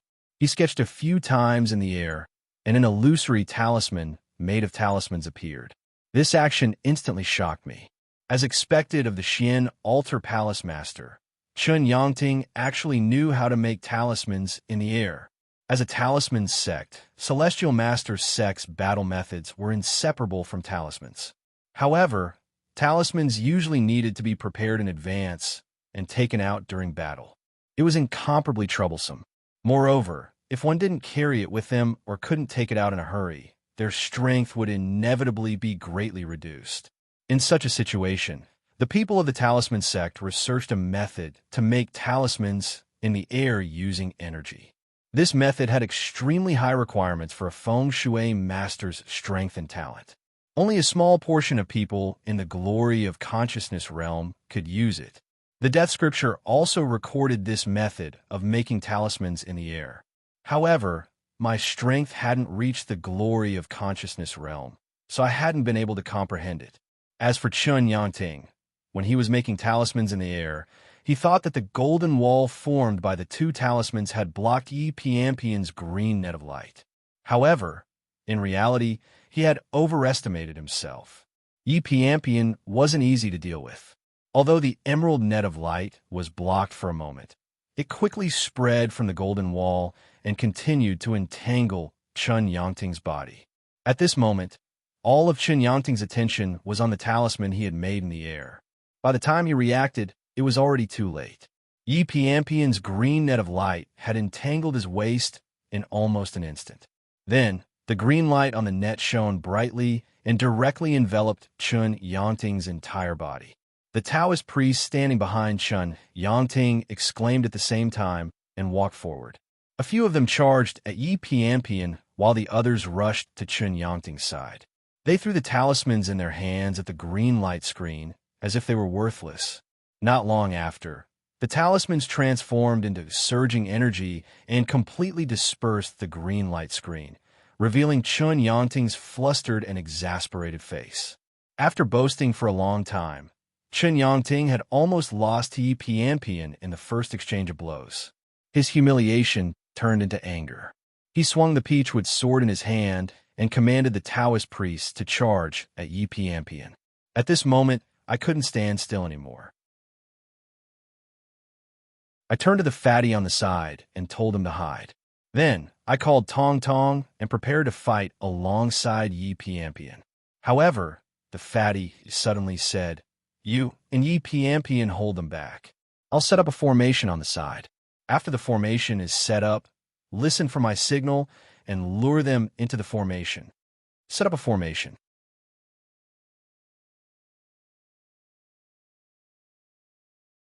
Chapter 232. By the time I reached Yi Pianpian, the other 7 Taoist priests, except for Chun Yangting, had surrounded her. They held either magical tools or talismans in their hands as they attacked Yi Pianpian at the same time. They didn't show any signs of bullying her with numbers. Their Taoist energy whistled and whistled. Each of their attacks was deadly and ruthless. Yi Pianpian was surrounded in the middle. She used her green bamboo flute to block the attacks. Although she could barely defend herself, she was already flustered. I didn't have time to think and took out the golden light talisman. I chanted an incantation and made a seal with my hands. Then I flicked my finger. The golden light talisman turned into a golden light and flew to Yi Pianpian's side. It formed a golden halo around her and helped her block the continuous attacks. The pressure on her was greatly reduced. However, the Taoist priests of Longhu Mountain weren't weak. One wave of attacks had caused the golden halo to fade. It was obvious that the golden light divine spell wouldn't last long. I didn't stop and took out a pure yang talisman. After chanting an incantation and making a seal, a pure yang karmic fire appeared on my fingertip. During my previous battle with Lu Changping, I had comprehended the method to combine the golden light divine spell and the pure yang divine spell. It could improve the defensive power of the golden light divine spell. I flicked my finger and the pure yang karmic fire fell on the golden halo, forming a faint layer of red flames. The Taoist priests of Longhu Mountain attacked with their talismans, but they were all burned by the red flames and turned into nothingness. Yi Pianpian had a chance to breathe. She put away her green bamboo flute and looked up at the sky, softly chanting, treading the earth to mark the sky, 15 traces of you. As she chanted, she suddenly closed her eyes and lifted her left foot. Then, she stomped diagonally in front of her. Almost in an instant, a green light that was visible to the naked eye appeared in front of the Taoist priests out of thin air. It was like a sharp blade that flew wildly in all directions. A skinny old Taoist priest with a goatee let out a blood-curdling scream. The green light directly pierced a bloody hole in his shoulder, and blood instantly spurted out. The other Taoist priests stopped their attacks and relied on the talismans and magic tools in their hands to resist the attacks. As soon as the astral steps were used, the offense and defense were reversed. I had seen Yi Pianpian use the aura steps technique at the fledgling phoenix spreads gathering last year, forcing Lu Jinyang back with a single step. It was just that Lu Jinyang had just reached the pressure point realm at that time. So, the uniqueness of the aura steps technique wasn't shown. But now, Yi Pianpian was facing the 7 glorious consciousness realm experts of Mount Longhu alone, forcing everyone to retreat and defend with a single step. Only then did the uniqueness of the aura steps technique appear. My heart instantly calmed down. As expected of a 3-vein earth master, Yi Pianpian. If she used all of her power, we might have a chance of winning today. Seizing this chance, I ordered Tong Tong to help Yi Pianpian. But right at this moment, Chun Yangting, who had been standing on the side, lifted his foot and walked in front of me. He had a strange smile on his face, and his voice was filled with emotion as he said, "With your mere touch of pressure realm cultivation, you can actually block the combined attack of several glory of memory realm cultivators. As expected of a god curse. If I capture you today, the Heavenly Master will definitely bestow these 2 god curses upon me to cultivate. Perhaps I'll be able to break through to the path of the Heavenly Master. Haha." As he said that, Chen Yangting's face was flushed. He raised the peachwood sword in his hand and casually tapped it a few times in the air, forming a talisman. It transformed into a ray of light that rapidly flew towards me. Before the talisman even reached me, its surging power had already enveloped my surroundings, giving me immense pressure. I was almost unable to move. Chen Yangting's power wasn't inferior to Yi Piampian's. He was at least in the middle stage of the glorious consciousness realm, or even the late stage of the glorious consciousness realm. I didn't dare to let Tong Tong help Yi Piampian now, so I called her to attack Chen Yangting. I first guided Dao Qi into the square heavenly fan and summoned the wild grass from the lonely grave to block Chen Yangting's talisman. Then, I quickly took out the Yin Yang Yama brush. After pouring Dao Qi into it, Yin and Yang Qi flowed out from the tip of the brush, forming an enormous yin-yang fish between me and Chen Yangting. Ever since Zhang Canwen had insisted on giving me the yin-yang Yama brush, I had taken out 3 drops of blood essence from my heart and immersed them in it. Every day, I calmed my mind and nourished it, turning it into my natal magic weapon. Now that I was using it, it was becoming easier and easier. The yin and yang fish formed by yin and yang qi was also different from before. In the past, the yin and yang fish had only been formed by black and white yin and yang qi. But now, the yin and yang fish had 2 circular cores within the yin and yang qi. Yin and yang qi flowed out of these cores and then spiraled. What was even stranger was that as the yin and yang qi flowed, the 2 cores didn't move at all. Logically speaking, in this way, there would always be a situation where yin qi flowed to the yang qi core or yang qi flowed to the yin qi core. But in reality, these 2 cores were always in their own areas. The yang qi core was always within the range of the yang qi, and the yin qi core was always within the yin qi core. Looking at it this way, the yin and yang qi seemed to be still and didn't flow together. It sounded very contradictory, but this was the strange thing about the yin and yang fish. Between heaven and earth, yin and yang qi were originally dependent on each other. Yin gave birth to yang, and yang gave birth to yin. The mystery was really difficult to describe in words. After this change, although the size of the yin and yang fish did not change, it was more powerful than before. The yin and yang qi swallowed and spiraled, directly rushing toward Chen Yangting. At the same time, Tong Tong didn't stay idle. She put her hands together, and the black silk thread that was originally held in her 2 hands combined into one. The dark color was even more than before, and there was something like a black liquid flowing on this slightly thick silk thread. It seemed that its power was not to be underestimated. She waved the silk thread forward. The silk thread didn't extend and stretch as usual.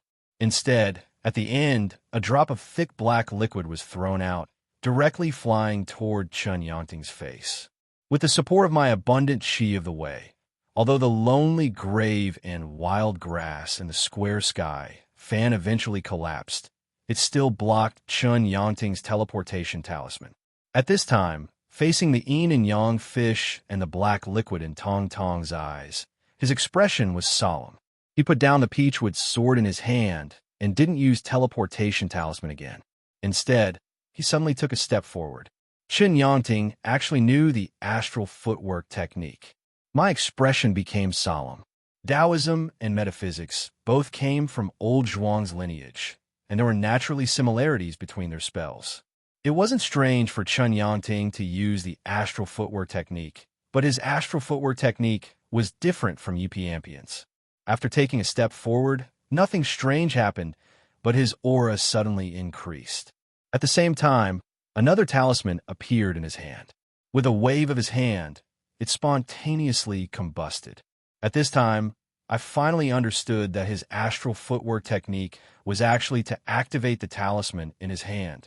What kind of talisman was this that required the astral footwork technique to activate? Very quickly, I saw the answer. After the talisman burned, there wasn't even a trace of ash left. There were only a few wisps of green smoke that floated into the air. In the originally clear night sky, a dark cloud suddenly appeared above the wisps of green smoke. Then, thunder rumbled, and a bolt of lightning flashed across the night sky. My expression changed. This talisman was actually the legendary lightning summoning technique. All of this took a long time to describe, but in reality, it happened in an instant. When the lightning struck down, my yin-yang fish and the black liquid in my pupil had just flown in front of Chun Yangting. Before they could pose any threat to Chun Yangting, they were struck by the heavenly lightning that fell from the sky. They disappeared in the blink of an eye, leaving no trace behind. Although I didn't merge the dark green energy into the yin-yang fish, and it wasn't the strongest, it was still the limit of what I could unleash at the moment. There was no need to mention the drop of liquid in the pupil. It was filled with dense, heavenly yin energy. It was much more abundant than when she subdued the well ghost. But even so, under the might of the heavenly lightning, the two spells didn't even have the slightest ability to resist and disappeared into thin air. The power of the late stages of glorious memory was much stronger than I had imagined. Just as I was hesitating on what to do next, thunder boomed in the sky again. I raised my head and my expression changed. The dark cloud summoned by Chun Yangting's talisman hadn't dissipated yet, and another bolt of lightning was formed in the sky. Seeing that the lightning was about to strike again, I didn't have the time to think. I crazily poured my Tao energy into the yin and yang yama brush, drawing out the yin and yang fishes one more time. That wasn't all. I took out all the golden light talismans and pure yang talismans I had, using as many as I could. In just a few seconds, the Taoist energy in my body was almost used up, but I still didn't feel safe. I grabbed the jade bracelet and absorbed the dragon energy inside, while taking out the square heaven fan. I risked damage to summon the painting of the lonely grave and weeds again. The first bolt of lightning seemed to have only destroyed the yin-yang fish and the black liquid in my pupil, but its power wasn't limited to that. It was just that Chun Yangting had taken the initiative to control the lightning to defend. In reality, after the yin-yang fish and the black liquid were destroyed, the lightning still had some power left and had fallen to the ground and disappeared. And now, under Chun Yangting's control, the second bolt of heavenly lightning directly struck towards me with its full power. I wasn't sure if I could block it or not, so I could only use all of my life-saving methods with all my might. In a flash, the lightning struck down. The yin-yang fish that was the outermost layer in front of me was instantly destroyed. Then, two golden flames formed by the golden light divine spell and the pure yang divine spell appeared. The first ring of light was also instantly destroyed. The second ring of light struggled for a moment, and then with a crisp sound, it also disappeared. Then, the last bolt of lightning was the painting of the lonely grave that the square heaven fan had summoned. I glared and gritted my teeth. I did my best to send the Taoist energy that the jade bracelet had absorbed into the square heaven fan, making the barren grave several times taller. The wild grass also grew crazily, trying to block the lightning. But it was all in vain.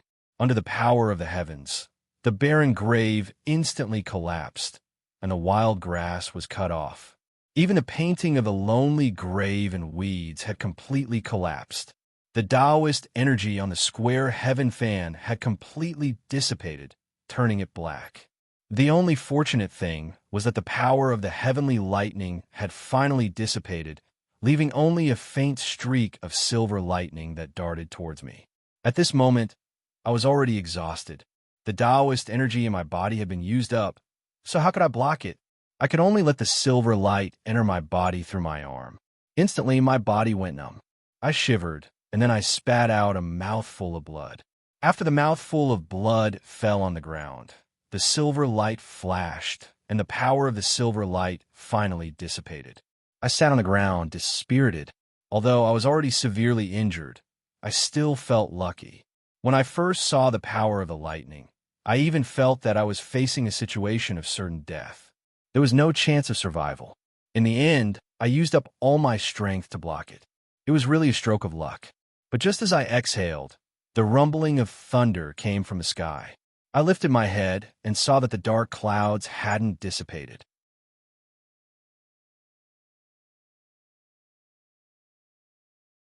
Chapter 233. I sat paralyzed on the ground and looked at the dark clouds in the sky. Lightning slowly condensed into a silver snake. There was a third heavenly lightning. At this moment, although I still had 2 divine talismans, the square sky fan was destroyed and my Tao energy was exhausted. How could I have the strength to face the third heavenly lightning? Yi Piampian was also surrounded by 7 people. She didn't have the strength to help. Did I have to wait for death? I sat there in a daze. Just as I was about to die, Tong Tong, who had been standing by my side, suddenly ran in front of me. He didn't say anything and only pressed his hands together to form a complicated seal. Afterwards, his mouth rapidly moved as though he was chanting a long incantation. However, no sound came out. Seeing her move, I was shocked. Although Tong Tong had the power of a ghost king, she was just a Een soul. No matter how high her cultivation base was, she couldn't escape the fate of being restrained by yang energy. Moreover, this heavenly lightning was the strongest yang energy in the world. Not to mention waiting for the heavenly lightning to strike her. Even if she was affected by the residual power, she would be severely injured. I hurried to shout at her, asking her to come back. However, Tong Tong, who had always been obedient, ignored me this time. She just stood there without moving. As she chanted the incantation, countless thin black threads suddenly emerged from her body like silk. After emerging from her body, they twisted and twined around her, forming a cocoon-like barrier around her. At first, the cocoon-like barrier was just an outline with many holes in the middle. However, as more and more black threads appeared, the silkworm cocoon quickly thickened. After a few seconds, Tong Tong disappeared, leaving only a huge, dark silkworm cocoon. Right at this moment, the rumbling thunder in the sky became denser. A silver lightning bolt dashed down, directly aiming at the black silkworm cocoon where Tong Tong was. Yes, the heavenly lightning had given up on me and was heading for Tong Tong. The heavenly thunder was an object of extreme yang in the world. Yin and yang mutually restrained each other, which was the truth of the world. The death scripture recorded that in ancient times, there were almighty figures who cultivated to the point of yang spirit ascension. When they encountered the heavenly tribulation when they were about to ascend to heaven, the most common method to face the heavenly thunder tribulation was to use an object of extreme yin to draw the heavenly thunder. Tong Tong obviously knew this, so she stood in front of me and tried to draw the heavenly lightning away.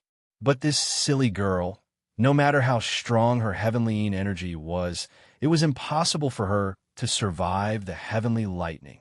I couldn't just watch something happen to Tong Tong. I gritted my teeth and struggled to get up from the ground. I used the last bit of Taoist qi in my body to try to pull her back.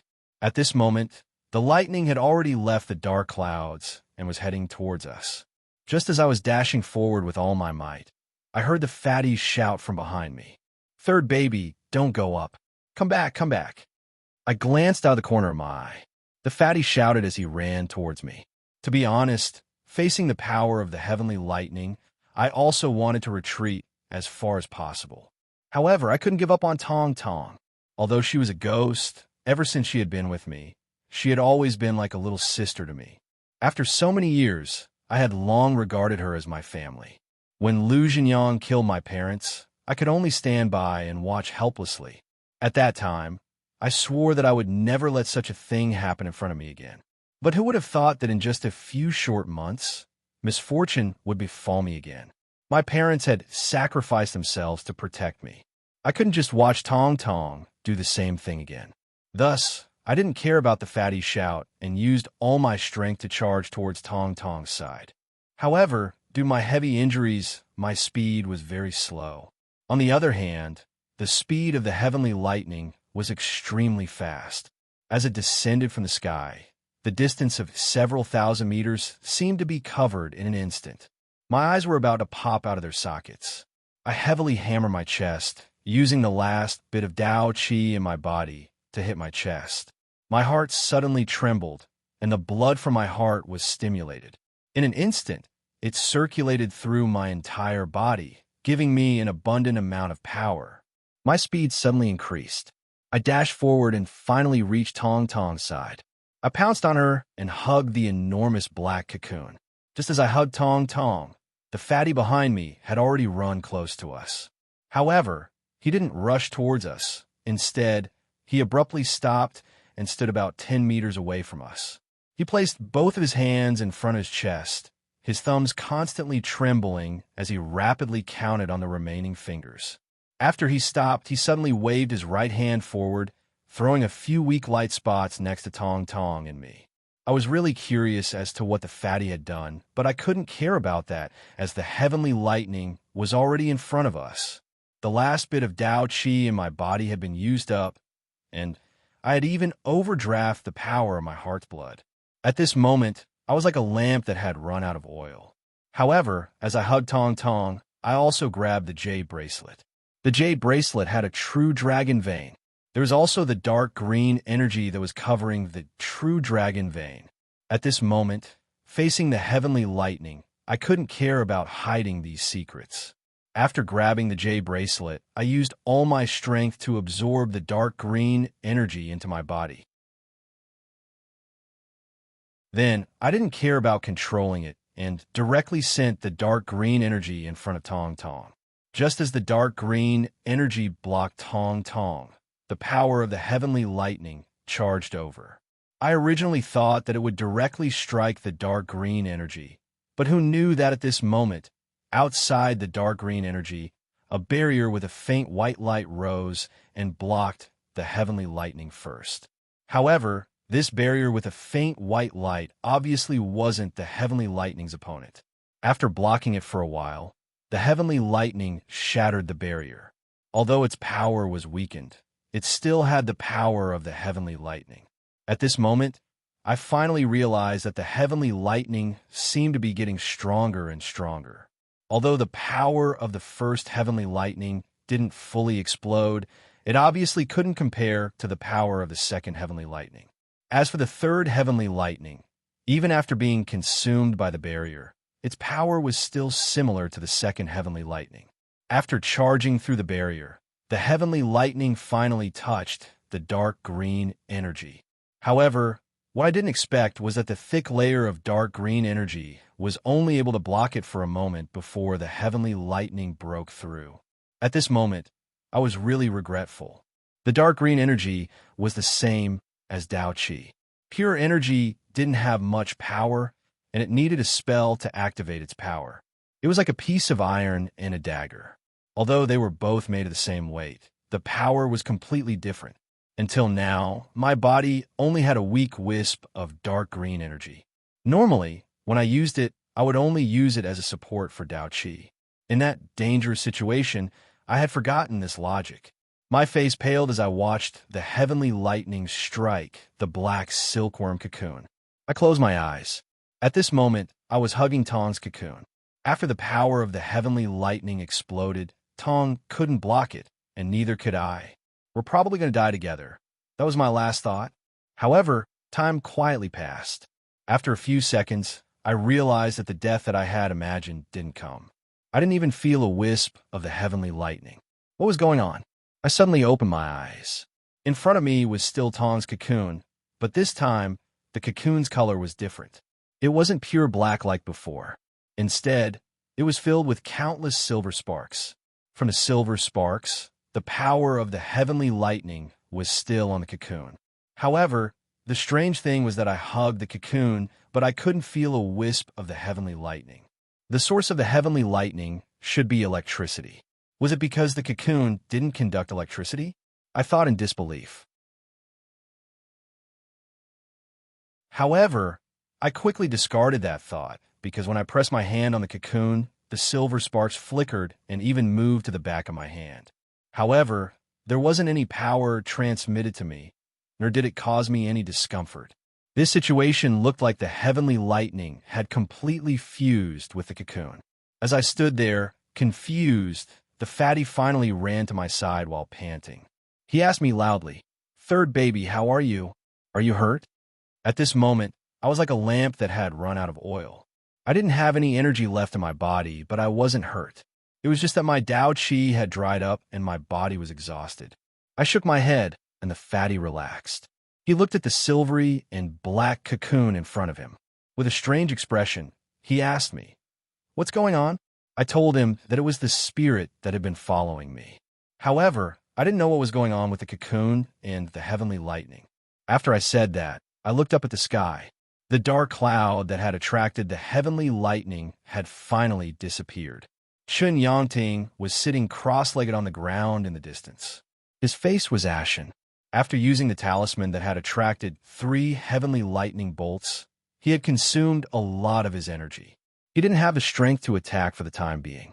The fatty and I should be safe for the time being. I heaved a sigh of relief and focused my gaze on Tong Tong's cocoon.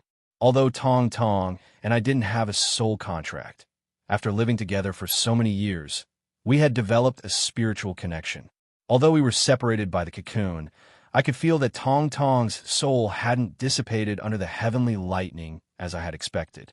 This was already the best outcome, but my heart was still heavy. That year, when Deng Meng had captured Tong Tong and forced me to hand over the object in which Tong Tong was residing, she had sprinkled cinnabar on Tong Tong's body to bring her endless pain. Cinnabar was an item of extreme yang energy, but it couldn't be compared to the heavenly lightning. Back then, the heavenly lightning had brought her so much pain.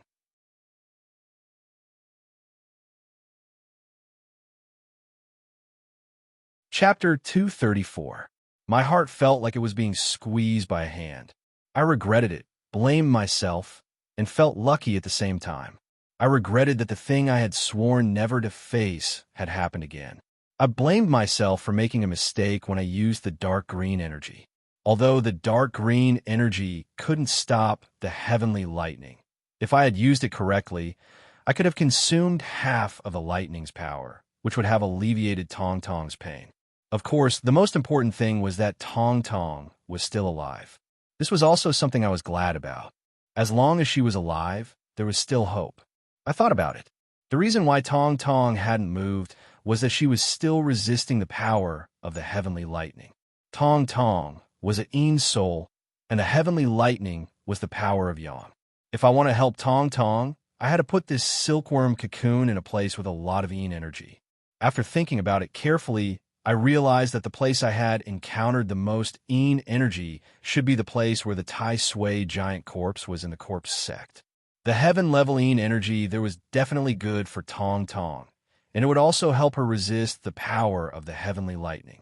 However, that place was the corpse sect's forbidden area.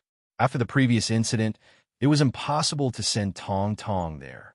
Aside from that place, the place with the most Yin energy was the jade bracelet where Tong Tong usually resided.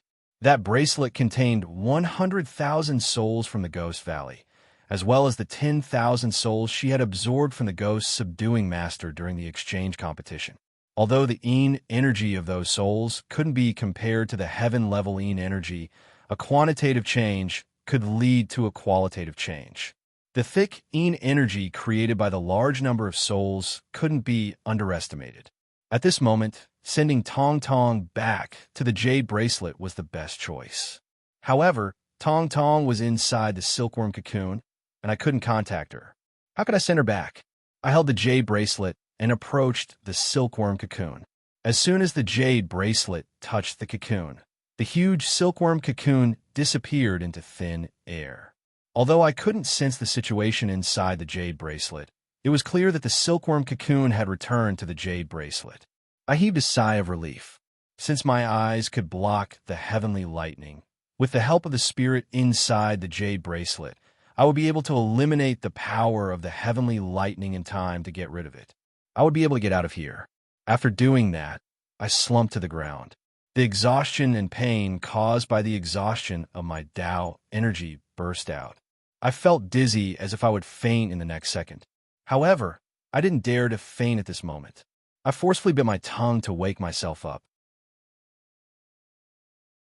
I first absorbed the enormous amount of dark green energy in the air back into my body.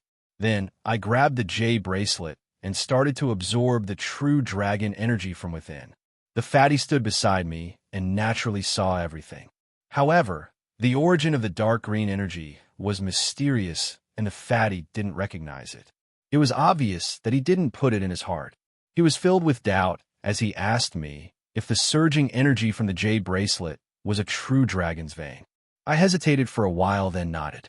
When I went to the Metaphysics Society to absorb the true dragon aura, I also took the true dragon vein into my jade bracelet. After listening to me, the fat man opened his mouth and eyes wide. After a long time, he put on a speechless expression and gave me a thumbs up. He pointed behind me and said, "Yi Piampian can't take it anymore."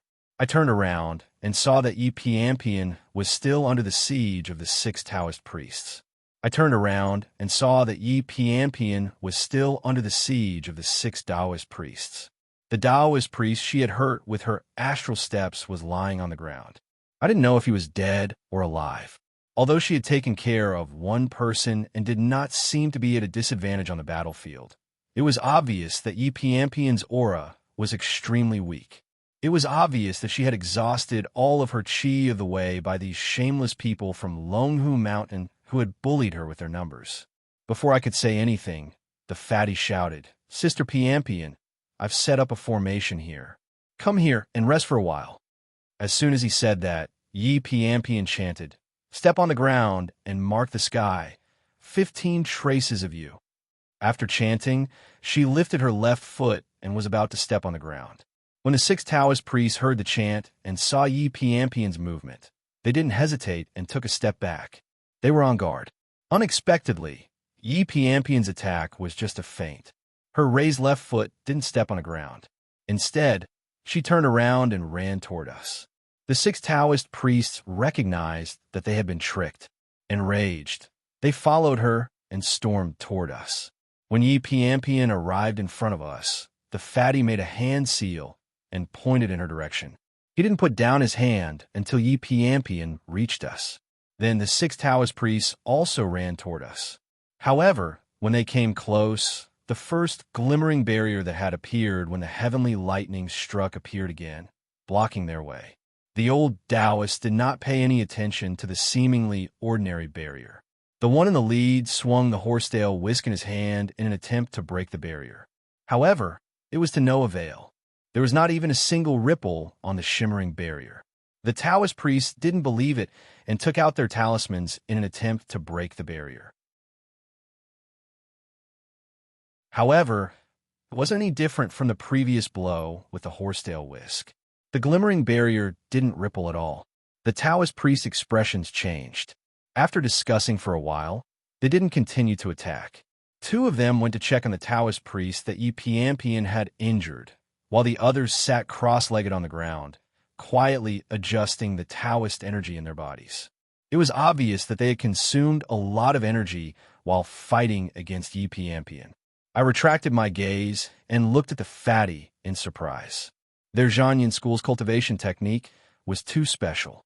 It couldn't be compared to the dragon-seeking acupuncture point technique or the glory of knowledge technique. However, from his attainments and formations, the fatty's cultivation base wasn't low. At the very least, it wasn't lower than mine. The 2 of us had entered the path of cultivation at about the same age. In comparison, the fatty's cultivation talent wasn't inferior to mine. Of course, he had a famous teacher to guide him, so his journey had been extremely smooth, unlike my bumpy road. In this aspect, the 2 of us were completely different. With the protection of the fatty's formation, Chun Yangting and the other Taoist priests of Mount Longhu needed to rest. We were temporarily safe. After Yi Piampian returned, she briefly asked about what had just happened. Then, she sat cross-legged next to me and began to adjust her Taoist energy. After a bitter battle, we had competed in cultivation and power. Now, Under the protection of the Fatties formation, we were competing in terms of recovery power. In terms of recovery power, there was nothing in this world that could recover Taoist energy better than the true dragon vein. During the time that Embark had returned, the empty acupoints in my body had been replenished by nearly half. In a few more minutes, my Taoist energy would be completely restored. At this moment, I finally saw a glimmer of an opportunity for victory. As long as Embark and I could recover before the people of Mount Longhu, we could join forces and attack. Even if we couldn't defeat these people, we would be able to exhaust the Taoist energy that they had just recovered. Then we could seize the time to recover, and there would be a moment of victory. Thinking of this, I was extremely excited. However, there was still a problem. I had the true dragon vein to recover, so there was no need to mention my speed. However, Embark didn't have it, so it was very difficult for her to be fast. If it was just me alone, Chen Yangting would probably be able to kill me as long as he recovered half of his strength. After thinking about it, since my Taoist energy had already recovered by half, I might as well let Embark use the jade bracelet first. She already knew that the true dragon vein was with me, so there was naturally no need to hide it. I directly handed the jade bracelet to her and told her, "The true dragon vein is in this jade bracelet. Take it and absorb the dragon chi. Once your Taoist energy is replenished, we will have a chance to win." Embark frowned slightly and then nodded. Without saying anything, she directly took the jade bracelet and closed her eyes to absorb the true dragon chi. Without the replenishment of the true dragon chi, the recovery speed of my Taoist energy had decreased by more than 10 times. However, time was of the essence, so I could recover as much as I could. I also closed my eyes and tried my best to guide the Taoist energy through the circulatory cycle in my meridians. Not long after I closed my eyes, I suddenly felt my hand being pulled by someone. I looked down in astonishment and instantly widened my eyes. The person pulling my hand was actually Embark.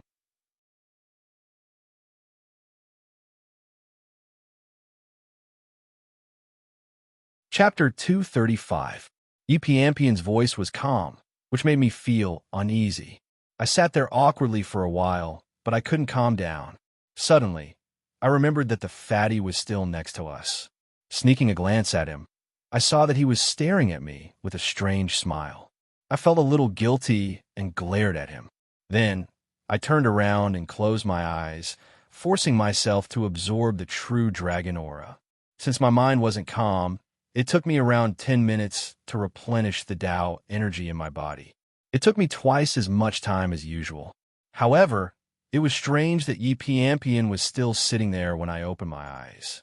According to my estimation, she only needed 10 minutes to replenish her Tao energy. Why did it take her so long? Was it because she wasn't as calm as she looked? While my imagination was running wild, Embark suddenly opened her eyes. I was staring at her, so I blushed and moved my head away awkwardly. "How's your recovery?" Embark stood up and nodded to me. "I've fully recovered. The people from Mount Longhu are adjusting their breathing. This time, we shouldn't split up. We'll attack together and deal with the 6 Taoists first. Their Tao energy has recovered by 30% at most. We have to cripple some of them before Chen Yangting can react. Then, we'll join hands to deal with Chen Yangting. That's the only way to win." Embark's voice returned to its usual coldness. She held the green bamboo flute in her hand and didn't wait for my answer. She lifted her feet and dashed toward the place where the 6 Taoists were meditating. I hurried to put away my other thoughts. Although we had the true dragon aura and our recovery speed was much faster than those Taoists, they were still stronger than us. Chen Yangting had used a talisman to draw out 3 heavenly lightning bolts. Who knew what other tricks he had? We couldn't afford to be careless. As we were in the middle of a battlefield, the 6 Taoists maintained their vigilance while adjusting their Tao energy. As soon as Embark and I approached them, they opened their eyes at the same time. Seeing us take the initiative to attack, the 6 old Taoists were delighted. They didn't know that the Taoist energy in our bodies had been completely restored. Although they must have sensed the true dragon's vein after I brought out all the dark green energy, they most likely wouldn't have noticed the true dragon's vein due to the might of the heavenly lightning and the fatty's array concealing them. Afterward, the jade bracelet was inside the fatty's array, and its aura didn't leak out at all. In the distance, Chun Yangting opened his eyes and looked in our direction. Similarly, he probably thought that we were going to fight to the death, so he didn't get up and rush over. Instead, he closed his eyes again. He had yet to fully recover from the exhaustion of summoning the heavenly lightning. Before we could come close, the 6 old Taoists stood up and took out their magic talismans and talismans. They attacked us shoulder to shoulder. However, their power was much weaker than before. Yi Piampian and I were shaken. I directed my Tao energy and the dark green energy into the yin-yang Yama brush. The huge yin-yang fish appeared again, and the dark green energy was wrapped in the center of the yin-yang fish, forming a dark whirlpool. Obviously, the power of the whirlpool wasn't ordinary. It directly charged at the 6 Taoists. Yi Piampian didn't hesitate. She used the astral footwork and the green bamboo flute in her hand at the same time. The green light net and the yin-yang fish moved toward the 6 Taoists. Although the astral footwork had been launched later, it arrived first. It suddenly appeared in the middle of the 6 Taoists, scattering wildly. In the blink of an eye, the power of the 6 Taoist talismans and magic tools was shattered by Yi Piampian's astral footwork. The light net and the yin-yang fish didn't give the Taoists any chance. They directly enveloped the 6 Taoists' bodies. The light net created by the green bamboo flute was strangely thin. It wrapped around the yin-yang fish, making it impossible to see it clearly. However, the yin-yang fish displayed its endless power. After wrapping around the 6 Taoists, it spun them crazily like a whirlpool in the water. At first, it was on the periphery. Then, it slowly brought them to the dark area in the middle.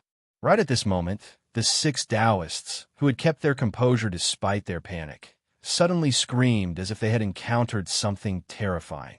Before I could see clearly, a shadow flashed in front of me. Qin Yangting finally noticed what had happened. He dashed toward us. He didn't hurry to attack Yi Piampian and me. Instead, he threw a red talisman toward the yin-yang fish.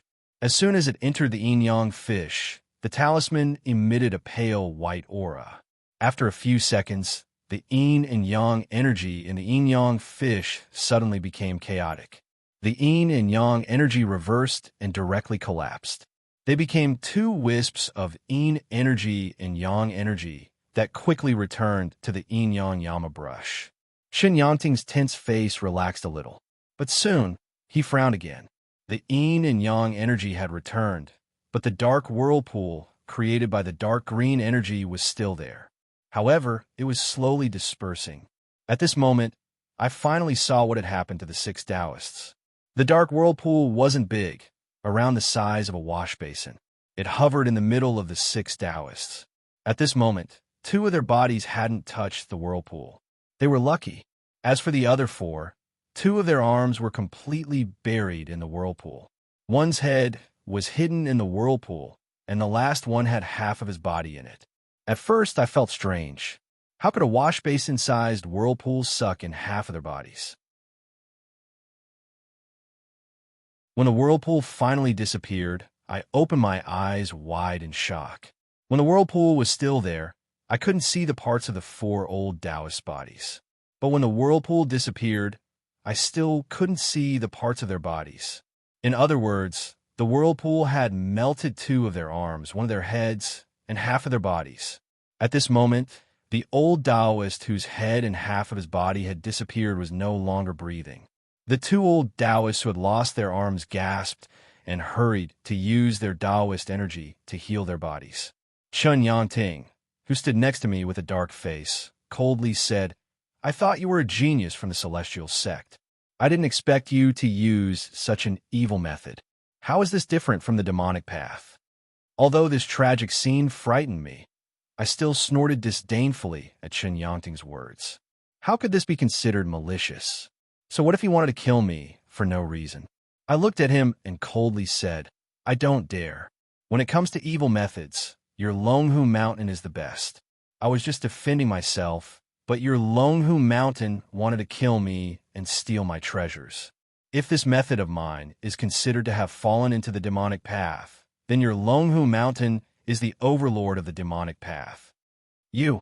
Qin Yangting opened his mouth as if he was about to shout angrily. However, he kept silent in the end. Around half a minute later, he walked to the two old Taoists who weren't injured and asked them to clean up the bodies. Then, he turned to us and said, "Today, I'll let you go, but I'll report this to the Heavenly Master. If you kill the people of Longhu Mountain, you won't be able to escape to the ends of the earth." His words were just for show, but my heart still sank. Last time, I had offended the Liu family, and I had already paid a heavy price. This time, I had offended the Longhu Mountain, which was even more powerful. What would happen? At this time, Yi Piampian, who was standing next to me, coldly snorted. "There's no need to go to the ends of the earth. 2 months from now, I'll personally go to Longhu Mountain. If Heavenly Master Zhang doesn't give me an explanation, I'll kill you." Yi Piampian's face was cold, and her expression didn't change. It was as if she was talking about something that couldn't be more normal. Qin Yangting's face darkened, but he didn't say anything. He called the old Taoists and returned to the car. Then, he started the car and hurriedly left. After they left, we didn't dare to linger. The fatty retrieved the formation, and we hurried on our way. Since the driver had already left, we could only walk until midnight. When we reached the city, we took a taxi to the train station and went straight to Kaifeng. Then, we followed the fatty to his Zhanshu sect. As soon as we arrived, the fatty took me and Yi Piampian, saying that he wanted to report to his master. However, before I could see the fatty's master, Zhenrongguan, I bumped into an acquaintance. Nangong.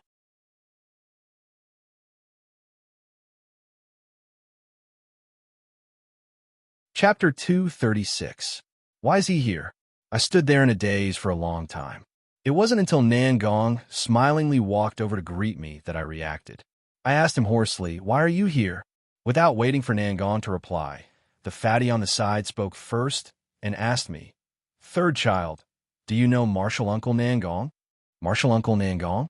The fatty's words greatly exceeded my expectations. Looking at Nangong, who was around the same age as me, I really couldn't associate him with the word martial uncle. After a moment of silence, I turned my head and asked the fatty if Nangong was from his sect. After receiving an affirmative answer, I couldn't help but furrow my brows. Previously, I had met Nangong twice. Although I felt that he was a strange person, I still treated it as a coincidence. But now, it seemed that wasn't the case.